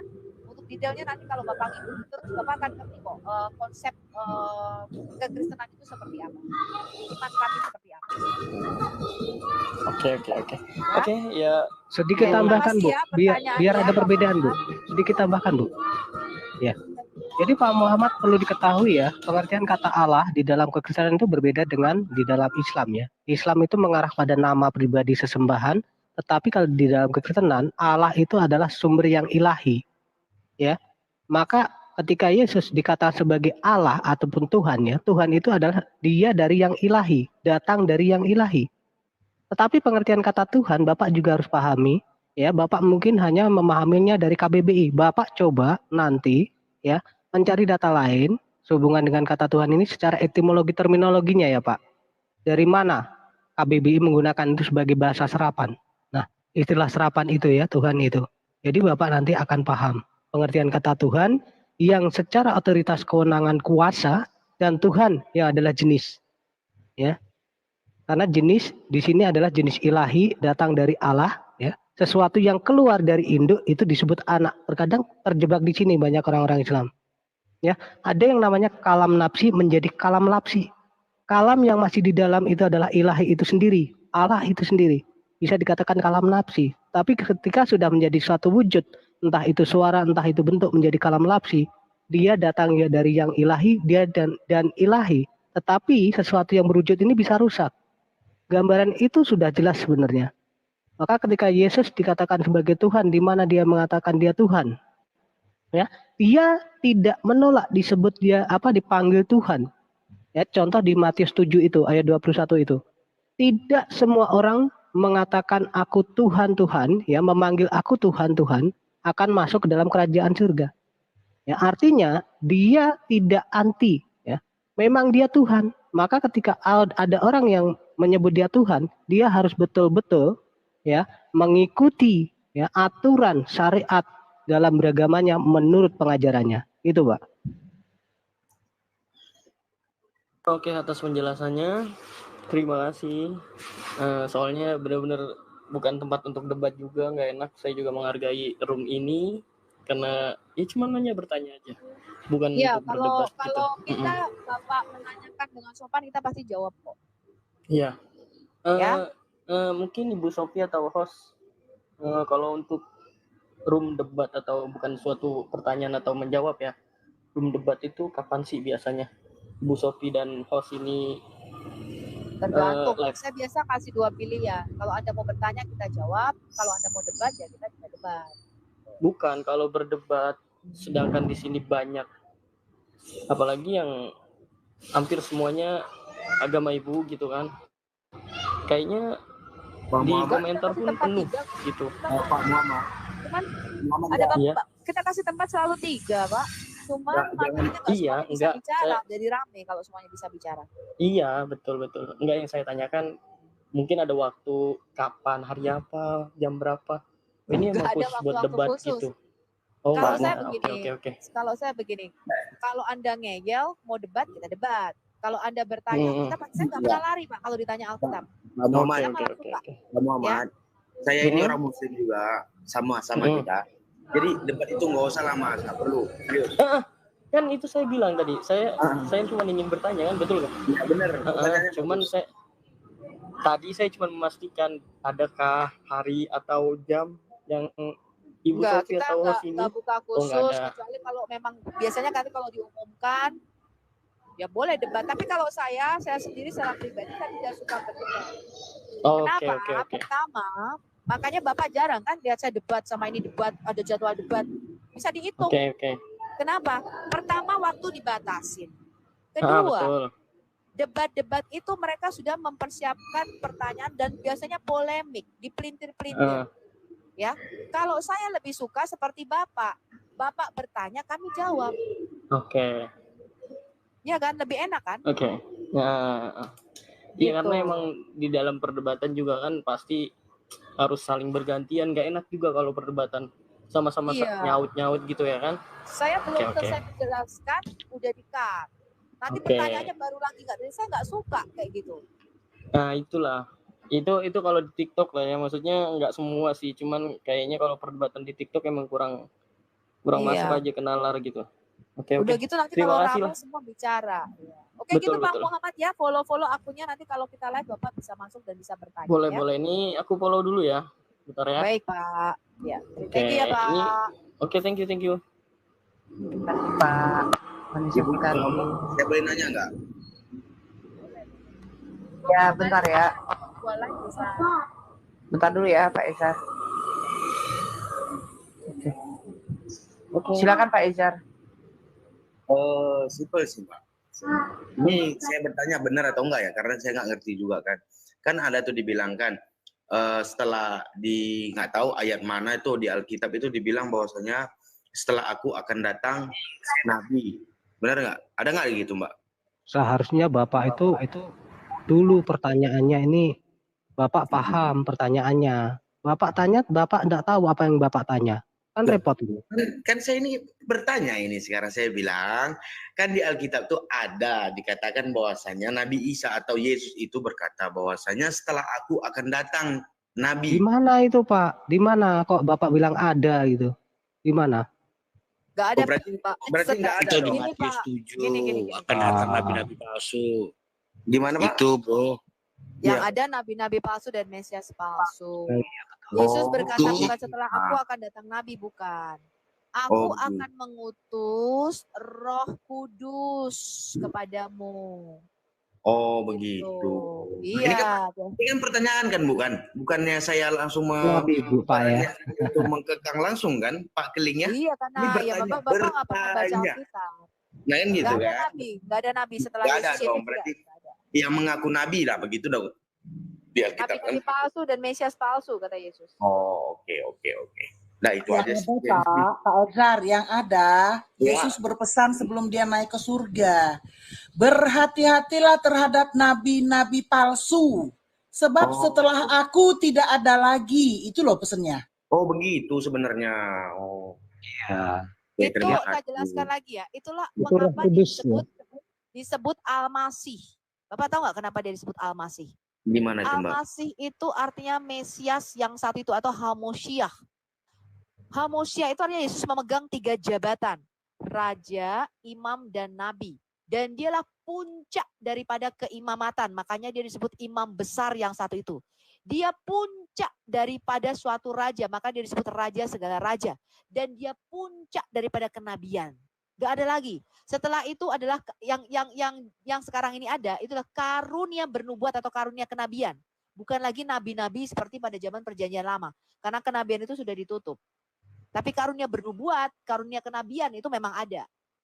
Ya, tapi bukan disebut nabi. Saya juga nggak setuju kalau ada, oh ini dia jabatannya nabi, ini jabatannya rasul. Enggak. Karunia 5 jabatan itu memang ada. Ya. Oke Mbak. Oke. Satu lagi boleh nggak? Apa? Nah, ini pertanyaan ya. Saya bukannya sok pinter karena saya nggak pinter, makanya saya bertanya begitu kan. Jadi kan kalau di Al-Quran itu kan dikatakan bahwasanya ada 4 wahyu yang diturunkan di dunia ini, kan gitu, termasuklah Injil. Dan pribadi saya juga mengakui yang 4 itu, termasuk ya Injil. Berarti bagi orang Kristen tidak pernah mengakui adanya Al-Quran, begitu dong? Udah, pertanyaannya itu. Ya. Oke, saya jawab ya. Kami tidak pernah percaya ada kitab itu nuzul dari surga. Jadi ini konsep yang sangat berbeda. Kalau di dalam iman Bapak kan percaya kitab Taurat itu adalah kitab yang diturunkan kepada Nabi Musa, betul? Betul. Kitab Zabur adalah kitab yang diturunkan kepada Nabi Daud, kayak gitu. Benar. Kitab Injil adalah kitab yang diberikan kepada Isa, kan gitu. Benar. Nah, itu pengertian yang tidak sama dengan kami. Oh. Taurat itu nggak pernah diturunkan dari surga, apalagi didiktekan sama Jibril. Taurat Musa itu ada 5, Pak. Ada kitab Kejadian, Bereshit, ada kitab Shemot, Keluaran, ada kitab Vayikra, Imamat, ada kitab Bilangan, dan kitab Ulangan, Demidbar. Kelima kitab ini disebut Tauratnya Musa. Itu Musa. Musa itu menuliskan perjalanan dari mulai kisah penciptaan manusia sampai dengan kematian Yusuf di kitab Kejadian. Kemudian dia menuliskan bagaimana kelahirannya dia ketika bangsa Israel diperbudak di Mesir, sampai perjalanan keluar dari Mesir, sampai mereka 38 tahun, ya 2 tahun di Sinai, 38 tahun, mereka mengembara di padang gurun. Selama 38 tahun itulah Musa menuliskan kelima kitab Tauratnya. yang diwariskan turun-temurun dan disalin terus-menerus oleh bangsa Israel. Nah, yang ditulis langsung oleh jari tangan Allah adalah 10 hukum Taurat. Itu yang ditulis di 2 loh batu yang diterima oleh Musa. Itu disebut kitab Taurat. Nah, Alkitab Yahudi itu merupakan kumpulan. Jadi kitab kami Alkitab itu namanya artinya perpustakaan kecil terdiri dari banyak buku. Ada lebih dari 66 buku, Pak. Ya, kalau Katolik lebih banyak lagi, ya. Nah, itu dikumpulkan. Jadi kami menggunakan Alkitabnya orang Yahudi. Di Perjanjian Lama selain Musa, para nabi itu menuliskan kisahnya. Setelah bangsa Israel itu keluar dari tanah Mesir, lalu mereka mau masuk berperang ke Kanaan, itu kitab Yosua ditulis. Bagaimana mereka memerangi raja-raja di tanah Kanaan satu persatu ditulis rinci, Pak. Itu nggak didiktikan Jibril. Itu tulisan para nabi. Kisah perjalanan bangsa Israel menaklukkan tanah Kanaan. Kemudian setelah di tanah Kanaan, bagaimana mereka itu mempunyai hakim-hakim. Mereka menyembah berhala, kembali jatuh dalam penyembahan berhala. Dihajar lagi oleh Tuhan, dijajah lagi oleh bangsa Filistin. Lalu bagaimana selama ratusan tahun pada waktu itu ya, 400 tahun. Mereka menghajar orang Filistin, lalu kembali lagi mereka menyembah berhala. Begitu seterusnya. Akhirnya tahun 1000 mereka meminta seorang raja. Raja pertama Tuhan memberikan Saul, itu tulisannya Nabi Samuel. Raja kedua Daud. Ya, dan seterusnya. Kemudian ada kisah raja-raja dan Tawarik. Itu kisah bagaimana kerajaan Daud, kemudian Salomo, kemudian terpecah bangsa Israel yang utara dibuang ke Assyria, pembuangan ke Asyur. Kemudian yang selatan tahun 538 kira-kira dibuang ke Babel selama 70 tahun. Disitulah generasi keduanya nggak bisa berbahasa Ibrani, mereka berbahasa Aramaik. Sehingga ketika mereka kembali, kitab-kitab kami seperti kitab Daniel itu berbahasa Aramaik sebagian. Kitab Esra dan Nehemia berbahasa Aramaik. Itu kisah bagaimana mereka disebar oleh Tuhan ke bangsa-bangsa karena mereka menyembah berhala. Terus ini berlanjut sampai akhirnya mereka belum pernah kembali ke Israel, dibuang sama Tuhan ribuan tahun karena mereka memberontak. Kemudian ketika Yesus lahir pada waktu itu, tanah itu dikuasai oleh Romawi. Nah disitulah zaman itu Yesus lahir, di zaman penjajahan Romawi itu. Jadi kemudian kitab-kitab ini dikumpulkan, jadi perjanjian lama adalah tulisan para nabi, perjanjian baru adalah tulisan para rasul. Para nabi itu bernubuat nanti loh akan datang seorang penebus yang akan membebaskan kita, memerdekakan kita dan mengembalikan kejayaan Israel. Mereka menyebutnya Mesias. Para rasul di dalam perjanjian baru itu tulisan kesaksian mereka. Matius, Markus, Lukas, Yohanes, Petrus, Yakobus, Paulus. Semua itu memberikan kesaksian bahwa Mesias yang dinubuatkan para nabi di dalam perjanjian lama sudah datang. Yaitu Yesus. Gitu. Tulisannya itu kita kumpulkan namanya perjanjian baru. Lalu dua-duanya kita jadikan satu kitab kanon. Makanya Alkitab Kristen nggak bisa salah satu, harus dua. Tulisan para nabi dan para rasul. Karena iman Kristen itu dibangun di atas dua pondasi. Yaitu di atas tulisan para nabi dan tulisan para rasul. Makanya kenapa saya di dalam Al-Hayat ini menganut paham Kristen Trinitas. Karena para rasul mengajarkan Trinitas. Dan ajaran Kristen itu tidak boleh bikin ajaran sendiri. Tidak boleh membuat tafsiran sendiri. Nggak boleh. Nggak boleh saya tahun 2003 ini membuat kelompok sendiri. Kenapa? Karena ajaran kami harus berdasarkan ajaran yang ortodoks, yang rasuliyah. Artinya harus ada mata rantai ke para rasul. Para rasul mengajarkan bahwa Allah itu satu hakikat, 3 pribadi, ayatnya banyak di Alkitab kita. Para rasul mengajarkan bahwa Allah itu Trinitas, Bapa Allah, Anak itu Allah, Roh Kudus itu Allah, tapi bisa dibedakan. Lalu saya tidak boleh bikin ajaran sendiri gitu loh Pak. Karena ajaran kami harus berdasarkan ajaran para rasul. Saya tidak bisa. Karena mereka lah saksi-saksi mata yang mendengar dan melihat langsung pengajaran Yesus. Oke. Gitu. Jadi begini Mbak, saya kan tinggalnya di kawasan Tanah Karo di Sumatera Utara, kawasan ibaratnya memang mayoritas orang Kristen, kan gitu. Jadi, dan keluarga saya juga 50-50 tuh, 50% Kristen, 50 Muslim gitu kan. Jadi yang terjadi di daerah saya ini memang seperti itu yang Mbak bilang tadi, nggak boleh kan. kayak di sini dia ada kaum gitu. Yang ini gereja ini gereja ini. Mungkin karena itu saya jadi salah paham. Nah, begitu. Jadi satu lagi,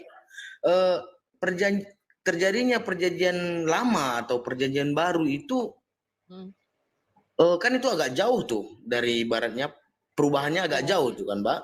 Total semua itu 1.500 tahun. Jadi nggak langsung gedebuk, Pak. Oh, bukannya langsung diubah gitu ya, Mbak ya? Oke, terima kasih. Kok diubah? Nggak ada yang dirubah. Contoh misalnya ya. Diubah apa itu tadi? Ada yang diubah, Mbak. Bentar, ini saya ngomong dulu. Ada, karena kan dulunya kalau di apa Alkitab lama itu yang apa Injil ya? Itu kan dikatakan bahwasanya babi juga diharam. Kan benar kan? Saya jelaskan itu. Jangan ke babi dulu, jangan ke babi dulu. Babi juga haram. Sebentar. Itu yang paling simpel sih, paling simpel itu yang saya bilang. Iya, nggak ada diubah. Begini. Jadi kitab-kitab kita itu dikumpulkan dari mulai Kejadian, itu semua 1.500 tahun totalnya penulisannya. Nggak langsung. Contoh, kitab Yeremia. Nabi Yeremia itu menulis kira-kira 700 tahun sebelum Masehi. Pada waktu Nabi Yeremia itu menulis kitab Yeremia, itu Musa sudah mati, Pak. Daud sudah mati lama. Mereka ini penulis ini tidak saling ketemu. Ketika Nabi Maleakhi menulis, Yeremia udah mati. Karena Nabi Maleakhi itu tahun 400 sebelum Masehi. Ketika Matius, Markus menulis, maka semua para nabi di dalam perjanjian lama sudah mati. Para penulis ini tidak saling kenal kecuali di dalam perjanjian baru. Karena mereka masih ditulis kira-kira perjanjian baru ya, Matius sampai Wahyu. Itu ditulis kira-kira jarak waktunya tahun 40 tahun.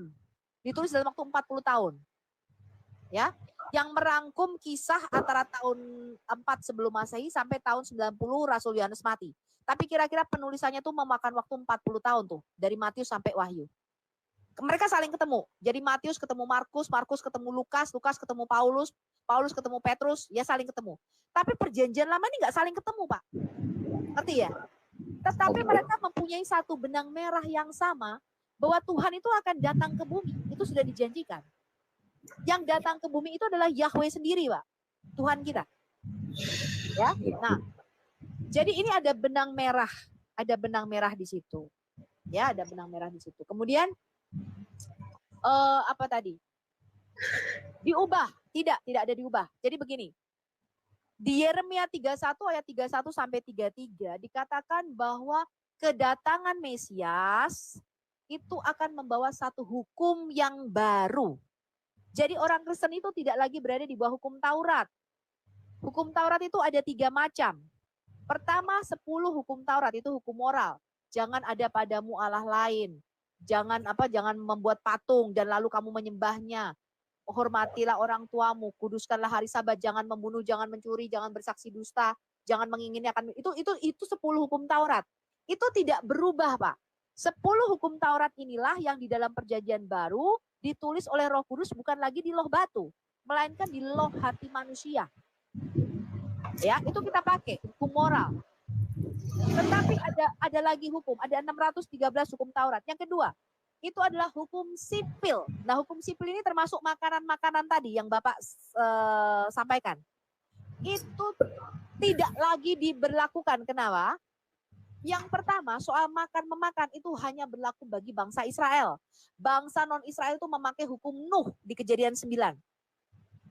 Yang kedua, contoh hukum sipil. Misalnya di dalam Alkitab dikatakan, kalau lembumu masuk atau keledaimu masuk ke ladangnya orang, lalu merusak ladangnya orang, kamu harus menggantinya. Nah, sekarang kita nggak pakai lembu, kita pakainya mobil. Lalu bagaimana nih hukumnya kalau kita mengacu pada Taurat? Lalu kemudian hukum rajam. Kalau kamu berzina, kamu dihukum rajam. Kalau kamu mencuri, misalnya potong tangan, mata ganti mata, gigi ganti gigi, lecur ganti lecur.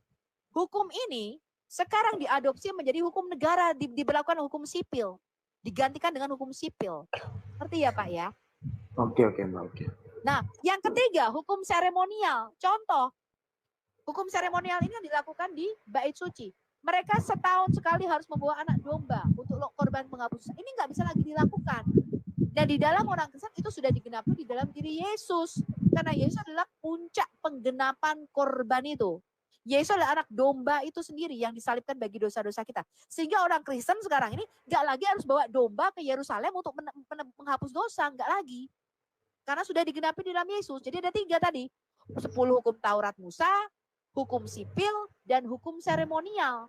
Di mana hukum seremonial sudah digenapi oleh Yesus, hukum sipil itu sekarang diberlakukan hukum negara, dan 10 hukum Taurat itu sekarang telah dituliskan di dalam hati loloh hati orang Kristen. Gitu. Oke, Ya. Mbak. Terima kasih banyak, Mbak. Ya, gitu ya, jelas. Oke, sudah ya, Bapak. Shalom, Ibu Sofi, Kak Fe, Pak SD, Pak Terima kasih Naboy. ya pertanyaannya, dan nanti Bapak Ejar ya. follow lagi kalau kita live bisa. Ya kita Pak gantian Izar Pak. ya. Pak Izar ya tadi ya di barusan ya. Pak saya turunkan dulu ya Pak. Ayo makasih. Lanjut. Shalom, Bu Sofi, Kak Fe, semuanya. Iya, Bapak Muslim Kristen Pak. Kristen Bu Sofi, Bu Fet, Kak Fet. Pak. Jadi ada satu pertanyaan yang sampai hari ini kayak mengganggu juga sih pikiran saya.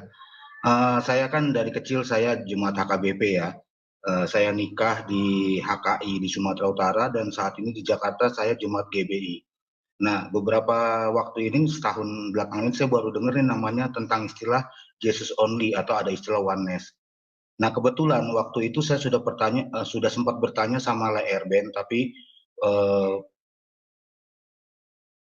dikasih pengertiannya mungkin kurang jelas karena saat itu komanya penuh, Bu. Maaf, Nah, Bapak agama seminggu apa ya belakangan Pak? ini, Kristen ya? saya kan Kristen Protestan, kan? saya Oh, Protestan. Protestan. Ayo KP. lanjut. Iya, Protestan. Nah, jadi beberapa minggu belakangan ini saya kan sama semua apologet saya ikuti karena saya mau belajar. Kayak Ibu Sofi, Pak SP dari zaman YouTube saya ikuti semua gitu ya. Nah, kebetulan saya berteman dengan seorang pastor, saya tidak boleh sebut namanya.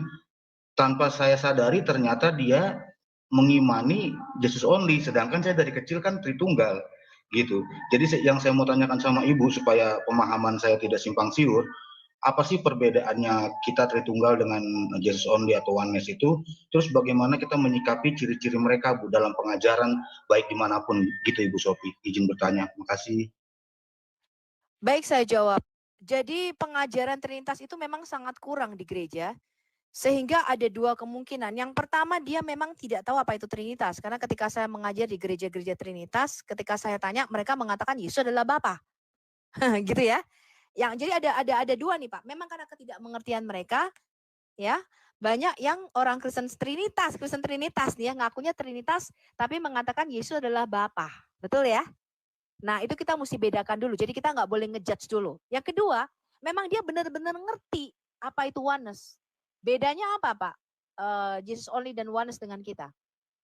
Mereka tidak percaya yang namanya persona atau pribadi-pribadi di dalam diri Allah. Mereka mengatakan kalau kita itu mengatakan satu hakikat, 3 persona, itu jelas ayatnya. Ketika kita mengatakan persona, saya sering memakai istilah realita konkret. Karena kata persona itu kalau orang dengar kata pribadi atau 3 pribadi, apalagi dalam bahasa Indonesia jadi pribadi ya, itu langsung merujuknya pada kayak 3 orang duduk bareng langsung main kartu gitu loh Pak. Ya, tidak. Kenapa kita menyebut Allah Bapa itu adalah seorang pribadi atau persona? Karena dia memiliki kesadaran diri. Bapa itu memiliki intelektualitas, kesadaran diri. Dia bisa diajak berkomunikasi. Dia mempunyai kecerdasan. Itu ciri-ciri pribadi. Walaupun Bapa itu nggak punya wujud ataupun bentuk. Kenapa sang putra, sang anak, itu kita sebut pribadi atau persona tersendiri yang bisa dibedakan. Karena sang anak ini bisa berkomunikasi dengan Bapa. Kalau dia adalah Bapa, nggak mungkin dong Pak bisa ngomong sendiri. Ya, dan Roh Kudus begitu juga. Ya, contoh saya kasih tahu Bapak. Sebentar, kalau oneness itu mengatakan satu pribadi Pak, 3 mode. Jadi Allah itu berganti-ganti peran. Di dalam perjanjian lama dia sebagai Bapa, di dalam perjanjian baru sebagai sang anak, kemudian sekarang dia menjadi Roh Kudus. Itu enggak betul. Itu keliru berat. Para rasul tidak pernah mengatakan Allah itu berganti-ganti mode. Tidak pernah. Itu ajaran yang sesat. Ya. Nah, itu menyangkal natur sejati dari Allah yang adalah kasih. Ya. Nah, saya Bapak bawa logika seperti ini. Di dalam Alkitab kita Mazmur 89 ayat 2 dikatakan, alam semesta ini diciptakan dan ditopang oleh satu kesatuan kasih yang kekal. Di dalam Mazmur 89 ayat 2 disebut olam chesed yibane. Artinya satu kesatuan kasih yang kekal. Satu kesatuan kasih antara siapa nggak jelas kita di dalam perjanjian lama. Kita masih meraba-raba. Karena perjanjian lama itu masih berupa gambaran atau bayangan, masih berupa tipologi. Kita nggak begitu jelas. Tapi kalau kita membaca di dalam perjanjian baru, maka ekspresi daripada Allah Tritunggal itu sangat jelas. Yesus berkata begini, Bapa mengasihi aku sejak sebelum dunia dijadikan. Saya tanya, kalau Yesus berkata, Bapa mengasihi aku sejak sebelum dunia dijadikan, dan aku ini mengasihi Bapa dan menuruti segala firman-Nya, menurut Bapak, apakah Yesus sama dengan Bapa? Tidak, bagi Pasti saya tidak. tidak. Gak mungkin mengasihi ini dirinya sendiri, betul? Jelas. Iya, Nah, betul masuk kasih. akal konsepnya. Ya, seperti dalam Islam juga mereka mengatakan Ar-Rahman, Allah itu kasih. Kalau kita bukan Allah itu potensi dia bisa mengasihi. Kalau dia itu kasih ketika dia belum ada ciptaannya, dia mengasihi siapa? Berarti sifat kasihnya Allah itu tidak kekal. Sedangkan di dalam Alkitab, Allah adalah kasih. Dan dia mengasihi kita bahkan sejak sebelum dunia dijadikan. Artinya kalau Allah itulah kasih, sifatnya itu kekal. Kasih itu kekal. Bukan pada waktu ada ciptaan, dia sudah mengasihi sang anak sejak kekal. Dan dikatakan, Anda lihat ketika dalam pembaptisan Yesus, ada suara dari surga berkata, suara Bapa berkata, inilah anakku yang kukasihi, kepadanya lah aku berkenan. Betul, dengarkanlah dia. Lalu Roh Kudus turun untuk mengalirkan kasih itu. Jadi Roh Kudus itu adalah persona ketiga, pribadi ketiga yang mengalirkan kasih antara Bapa dan Anak. Itu jelas dibedakan di dalam Alkitab kita. Maka di dalam Alkitab kita, Yesus sebagai firman sang anak, ketika menjadi manusia, gampang kita juga berdoa kepada dia. Berdoa kepada Bapanya yang adalah Allah. Sang sumber itu, karena dia berasal dari Bapa. Dikatakan di dalam Alkitab kita, Roh Kudus berdoa untuk kita kepada Allah. Nah kalau Roh Kudus berdoa kepada Allah, berarti Roh Kudus itu bisa dibedakan dari Bapa, sang sumber. Iya dong. Tetapi ketiganya ini satu. Makanya Yesus berkata, baptislah mereka di dalam toonoma, dalam satu nama. Bapa, Anak, dan Roh Kudus. Kenapa di dalam satu nama? Karena mereka satu hakikat. Ya, saya kasih Anda contoh. Misalnya di dalam perjanjian baru. 2 Yohanes 1 ayat 3. Para rasul nggak pernah Pak mengajarkan Yesus adalah Bapa.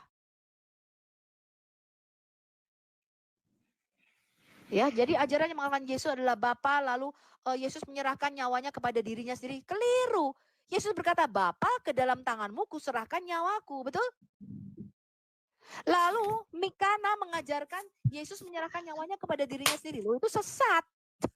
Terus terang saja saya ngomong. Ya, saya berteman dengan izin potong sedikit Bu. Jadi Bu, pada intinya di dalam firman Allah di dalam Alkitab tidak ada satu ayat penguat pun tentang keyakinan mereka, tentang keimanan mereka, baik oneness ataupun Jesus only ya Bu ya.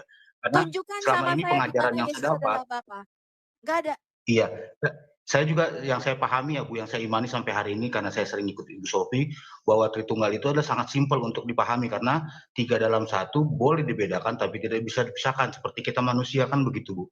Ya, Allah yang Esa di dalam dirinya terdapat firman yang kekal dan roh yang kekal, bisa dibedakan nggak bisa dipisahkan, sesimpel itu Pak Trinitas. Iya Bu. Karena Gitu. waktu saya bertanya sama Erben, nggak sampai sejelas ini yang saya dapatkan Bu. Jadi saya sedikit masih kayak gamang gitu. Kok kenapa sih ada oneness dengan Jesus only? Sedangkan saya dari kecil kan saya Tritunggal ya Bu. Sampai hari ini pun saya Jemaat GBI ya jelas Tritunggal di situ. Jadi makanya saya izin naik bertanya karena supaya kedepannya saya bisa membedakan, oh ini ajarannya bukan Tritunggal atau saya sudah mengetahui ciri-ciri mereka gitu Bu. Iya, banyak kok di GBI yang juga diam-diam oneness. Saya juga tahu sendiri. Ya, karena mereka memang menyusu oneness kan belum ada gerejanya di Indonesia. Iya. Gitu. Dari para rasul tidak ada yang mengajarkan oneness. Ya, terbukti dari salam para rasul ya. Kasih karunia Ini ya saya bacakan dari Rasul Yohanes. Kasih karunia rahmat dan damai sejahtera dari Allah Bapa dan dari Yesus Kristus anak Bapa. Berarti kan ada dua pribadi di sini kan? Ya, kedua-duanya Allah. Ketika saya tanyakan ini sama orang Oneness, apa artinya Yesus Kristus anak Bapa? Artinya Bapa yang kekanakan atau kekanakan dari Bapa. Jawabannya masuk akal nggak itu? Makanya komal-komal Oneness itu harusnya sepi. Kenapa? Nggak bisa menjawab pertanyaan Muslim. Sebab mereka malu mengakui bahwa Allah itu memang 3 pribadi. Kenapa kita mesti malu? Kok gini loh, kok kita harus menyamakan Allah dengan diri manusia? Dia tuh nggak sama dengan makhluknya. Kalau kita makhluk itu satu pribadi ya satu persona. Allah tidak. Gitu loh. Allah itu unik dan kompleks, nggak bisa disamakan dengan apapun juga. Allah itu nggak sama dengan saya yang adalah pribadi yang satu ini dengan satu being, kemudian saya berganti-ganti mode. Kalau Allah itu satu pribadi dengan 3 mode, sama seperti saya. Di rumah menjadi ibu, di kantor jadi karyawan. Ya, juga sebagai seorang istri. Kan jadi berganti-ganti mode, berganti-ganti peran. Betul nggak? Ntar jadi ketua arisan, jadi ketua PK. Lah apa bedanya Tuhan dengan saya gitu loh. Enggak Pak, Allah itu kompleks, sangat unik. Nggak bisa disamakan dengan kita. Ya, dan jelas di dalam Alkitab kita, bahkan di dalam Amsal 30 ayat 3 dan 4, ya, pencipta alam semesta itu adalah Bapa dan Sang Anak. Jelas itu di dalam Alkitab kita. Bahwa Allah itu mempunyai anak, itu jelas di dalam Alkitab kita. Mazmur 110 ayat 3, Mesias dilahirkan dari rahim embun kekal Allah. Mazmur 2 ayat 7, anakku engkau telah kuperanakan pada hari ini. Itu nubuatan untuk Mesias.